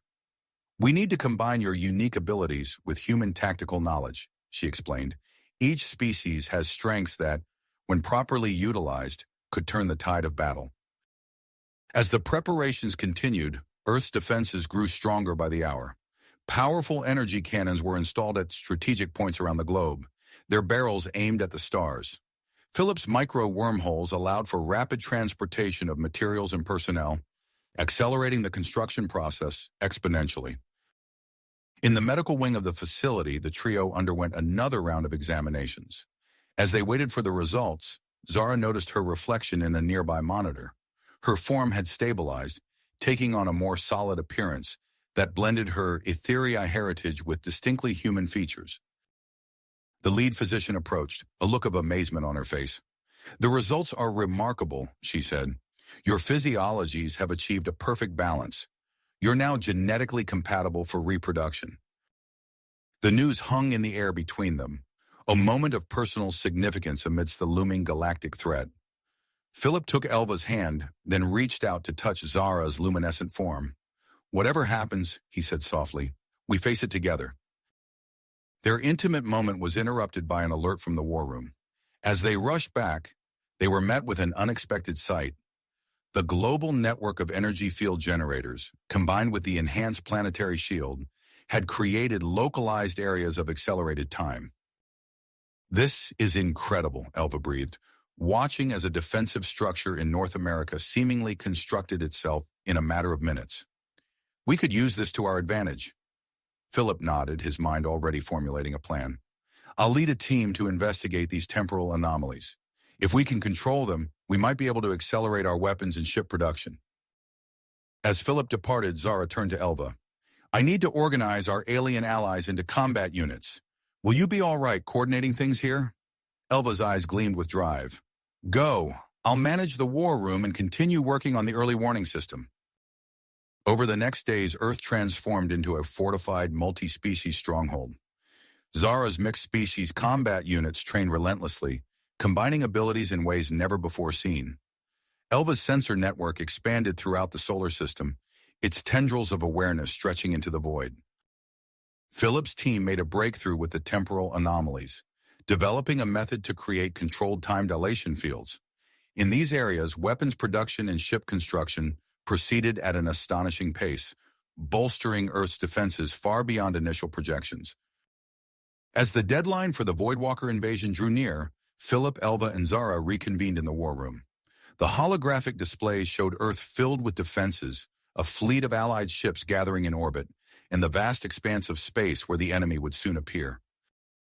"We've done all we can to prepare," Philip said, his voice steady despite the weight of responsibility. "But we need something more, a strategy to even the odds." Elva nodded, pulling up a holographic representation of the solar system. "What if we could funnel their fleet through a single point? Concentrate our defenses there?" Zara's form pulsed with excitement. "A choke point? But how?" Philip's eyes lit up as the idea took shape. "A wormhole. A massive, stable wormhole near the edge of the solar system. We could force their entire fleet through it, right into the teeth of our defenses." The trio exchanged looks, the audacity of the plan sinking in. It would require a level of cosmic manipulation beyond anything they had attempted before. "We'll need the Galactic Council's approval," Zara said, already moving towards the communication array. As they prepared to present their daring proposal, alarms blared throughout the facility. The long-range sensors had detected the first signs of the Voidwalker fleet's approach. The final battle for Earth's survival was about to begin. The Voidwalkers were coming, and Earth's fate hung in the balance. Without hesitation, Philip, Elva, and Zara set their audacious plan into motion. They boarded a high-speed shuttle, its sleek form cutting through the atmosphere as they left Earth behind. Their destination, a newly constructed space station orbiting Jupiter, home to the most powerful cosmic energy generators ever built. As they approached the massive structure, its gleaming surface reflecting the distant sun, Philip felt a mix of awe and drive. "This is where we make our stand," he said, his voice steady despite the weight of their task. The trio wasted no time upon arrival. They immersed themselves in the heart of the station, surrounded by a complex array of energy conduits and pulsing generators. For days they worked tirelessly, their enhanced abilities allowing them to push beyond normal human limits. Zara's form shimmered with intensity as she interfaced directly with the station's systems.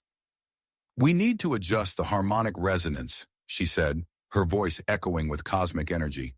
"It's the key to stabilizing the wormhole at that scale." Elva nodded, her fingers dancing across holographic displays. "I'm recalibrating the energy flow now. Philip, can you create a series of micro wormholes to test the calculations?" Philip closed his eyes, focusing his mind. Tiny rifts in space-time appeared throughout the chamber, each one a miniature version of their ultimate goal. "It's working," he said, opening his eyes. "But we'll need to increase the power output by at least 300% to reach the edge of the solar system." As they fine-tuned their abilities and pushed the generators to their limits, activity throughout the solar system reached a fever pitch. Marcus Thompson's voice came through the communication array, his tone urgent but controlled. "The defense fleet is in position," he reported. "We've integrated the new hybrid weapon systems into both human and alien ships. It's a sight to behold. Never thought I'd see the day when Arcturian cruisers flew alongside our own fighters. Zara's form pulsed with pride. And the mixed species combat units? Running final drills now, Marcus replied. Your training programs have paid off, Zara. These troops are operating at a level I've never seen before. As the deadline approached, tension mounted within the space station. Philip, Elva, and Zara took their positions around the central energy core, their bodies humming with cosmic power. Remember, Philip said, looking at his partners, we need to stay in perfect sync. If any of us falters, the entire wormhole could collapse. Elva reached out, taking his hand. We've got this. Together. Zara's form expanded, enveloping them both in a warm glow. For Earth. For our future. With a shared nod, they began. Cosmic energy surged through their bodies, the air around them crackling with power. The space beyond the station's viewports began to warp and twist, reality itself bending to their will. Minutes stretched into hours as they poured every ounce of their strength into the task. Sweat beaded on Philip's brow, Elva's muscles trembled with exertion, and Zara's form flickered like a candle in the wind. Finally, with a thunderous crack that shook the entire station, a massive wormhole burst into existence near the edge of the solar system. Its swirling vortex of energy was visible even from their distant vantage point, a testament to its immense size and power. As they struggled to maintain the wormhole, alarms blared throughout the station. Dr. Lyra Ven's voice came through the speakers, tense and urgent. We're detecting massive temporal fluctuations in the area surrounding the wormhole. The concentrated cosmic energy is causing ripples in space-time itself. Philip gritted his teeth, his mind racing. Can you contain the anomalies? We're trying, Lyra replied, but the scale is unprecedented. We're monitoring for any signs of timeline alterations, but I can't guarantee. Her words were cut off as the first wave of the Voidwalker fleet emerged from the wormhole. The trio watched in awe and terror as the enemy ships poured through the rift they had created, a dark tide threatening to engulf the solar system. Earth's defenses sprang to life. The planetary shield activated, enveloping the blue marble in a shimmering cocoon of energy. Orbital platforms unleashed a barrage of hybrid weapon fire, filling space with destructive energy. Marcus Thompson's voice crackled through the comms once more. The fleet is engaging. The wormhole is working. We've got them bottlenecked. As the battle raged across the solar system, Philip, Elva, and Zara fought their own war within the space station. Maintaining the wormhole required every ounce of their concentration and power. Sweat poured down their faces, and their bodies trembled with the strain. Suddenly, Zara let out a gasp, her form flickering violently. Something's wrong, she said, her voice tight with pain and confusion. Elva's eyes widened as she looked at her partner. Zara, your form, it's changing. Before their eyes, Zara's ethereal body began to solidify, taking on a more humanoid shape. At the same time, a soft glow emanated from her midsection, pulsing with life. Philip's mind reeled as he realized what was happening. The cosmic energy, it's accelerated your pregnancy. As they grappled with this shocking development, the battle for Earth continued to rage. The fate of humanity, their unborn child, and the entire galaxy hung in the balance, with no clear resolution in sight. The cosmic energy coursing through their bodies suddenly surged, overwhelming their control. The massive wormhole they had created began to fluctuate wildly, its edges pulsing and contracting. We're losing it, Philip shouted, his voice strained with effort. We need to stabilize the wormhole.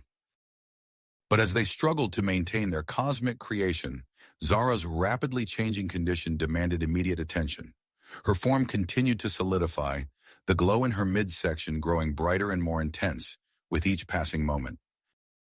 Elva's eyes darted between the collapsing wormhole and Zara's transforming body.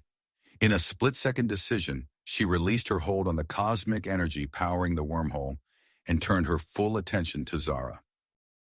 Philip, let it go, she called out. We need to help Zara. Philip hesitated for a fraction of a second, torn between their strategic advantage and Zara's well-being. Then, with a nod of commitment, he too released his grip on the wormhole. The massive cosmic portal shuddered and began to close, cutting off the stream of Voidwalker ships still pouring through. Together, Philip and Elva focused their combined energy on stabilizing Zara's condition. They created a protective cocoon of shimmering cosmic energy around her, its surface rippling with intricate patterns of light. "Easy, Zara," Elva murmured, her hands hovering over the energy field. "We're going to slow this down." Inside the cocoon, the accelerated changes in Zara's body began to decelerate. Her form continued to solidify, but at a more manageable rate. The glow in her midsection pulsed steadily, no longer threatening to overwhelm her. As they worked to stabilize Zara, alarms blared throughout the station. Marcus Thompson's voice crackled over the comm system, urgent but controlled. "The wormhole's closed. We're launching our final assault on the remaining Voidwalker ships. How are you holding up there?" Philip glanced at the tactical displays, his mind racing. "We're dealing with a situation here, Marcus. You have command of the fleet. Execute the plan we discussed." "Understood," Marcus replied, his voice filled with drive. "We'll handle things out here. Thompson out." Outside the station, the battle for Earth's survival reached its climax. The mixed-species combat units, trained under Zara's guidance, moved with precision and coordination that belied their diverse origins. Arcturian energy beams sliced through Voidwalker shields, while human fighter pilots executed daring maneuvers to protect their alien allies. The Voidwalker fleet, cut off from reinforcements, began to falter under the relentless assault. The Earth Defense Fleet pressed its advantage, concentrating fire on key targets identified by Elva's sensor network. In the heart of the space station, Philip and Elva maintained their vigil over Zara. The protective cocoon of energy pulsed in sync with her breathing, now slow and steady. Zara's eyes fluttered open, confusion evident in her gaze. What's happening?" she asked, her voice barely above a whisper. Elva took her hand, squeezing it gently. "The cosmic energy accelerated your pregnancy.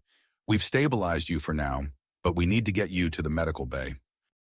Philip nodded, his expression a mix of concern and commitment. "I'll carry her. You maintain the energy field." As they made their way through the station's corridors, the battle outside reached its turning point. The Voidwalker command ship, still bearing the scars of the earlier strike team's mission, became the primary target of Earth's forces. Philip's eyes narrowed as he watched the tactical display while they walked. A plan began to form in his mind, bold and dangerous. He turned to Elva, his decision made. "I need to end this," he said, his voice low and intense. "Take care of Zara. I'm going to the Voidwalker command ship." Elva's eyes widened in alarm. "Philip, no. It's too dangerous." But Philip was already focusing his abilities, preparing to create a micro-wormhole. "It's the only way to end this quickly. Trust me." Before Elva could protest further, Philip disappeared in a flash of cosmic energy. He reappeared moments later on the bridge of the Voidwalker command ship, surrounded by the alien crew. The Voidwalker Supreme Commander, a towering figure shrouded in dark energy, turned to face the intruder. Its voice reverberated through the bridge, a sound like grinding stone. "You dare to challenge us here?" Philip's hands began to glow with cosmic power. "This ends now," he said, his voice steady and determined. The two beings clashed in a spectacular display of cosmic energies. The Voidwalker commander unleashed waves of dark power, while Philip countered with bursts of radiant energy. The ship's systems sparked and sputtered under the strain of their battle. As Philip fought, he felt a familiar presence touch his mind. Elva had established a telepathic link, her voice clear in his thoughts. "I'm with you, Philip. Take my strength." A surge of energy flowed through their bond, amplifying Philip's powers. With renewed vigor, he pressed his attack against the Voidwalker commander. The dark being stumbled back, its defenses crumbling under the onslaught. In a final, desperate move, Philip gathered all the cosmic energy at his command. He unleashed a blinding wave of power that engulfed the entire bridge. The Voidwalker Supreme Commander let out a piercing shriek as it was overwhelmed by the cosmic forces. As the energy dissipated, Philip stood alone on the bridge, the Voidwalker crew incapacitated around him. He staggered to the ship's communication array, his body trembling with exertion. With the last of his strength, Philip activated the array, broadcasting a message to all Voidwalker forces. Your commander has fallen. Earth and its allies have prevailed. Stand down your weapons and surrender, or face total annihilation. Across the solar system, Voidwalker ships began to power down their weapons. The invasion force that had threatened to destroy Earth was now in full retreat. Back on the space station, Elva guided the medical team as they prepared for Zara's impending delivery. The once ethereal being now lay on a biobed, her body fully solid but still glowing with cosmic energy. As contractions racked Zara's body, alarms blared once again. Dr. Lyra Ven's voice came over the comm system, filled with urgency. We're detecting massive energy fluctuations throughout the station. The child's cosmic signature is off the charts. Elva looked at Zara, then at the space where Philip should have been. She took a deep breath, knowing what needed to be done. Hold on, Zara, she said softly. Philip will be here soon. We'll get through this together. As if summoned by her words, a flash of light heralded Philip's return. He appeared in the medical bay, exhausted but triumphant. His eyes locked with Elva's, then turned to Zara on the bed. Without a word, Philip and Elva moved to Zara's side. They joined hands, forming a triangle of energy around her. As Zara's labor intensified, the three beings who had saved Earth prepared to face their greatest challenge yet, bringing a new life into the universe. You have reached the end of the story. If you enjoyed this story and want to support us, please leave a like and subscribe to our channel, and for every comment that says 88, I will heart every single one of them. Thank you for your time.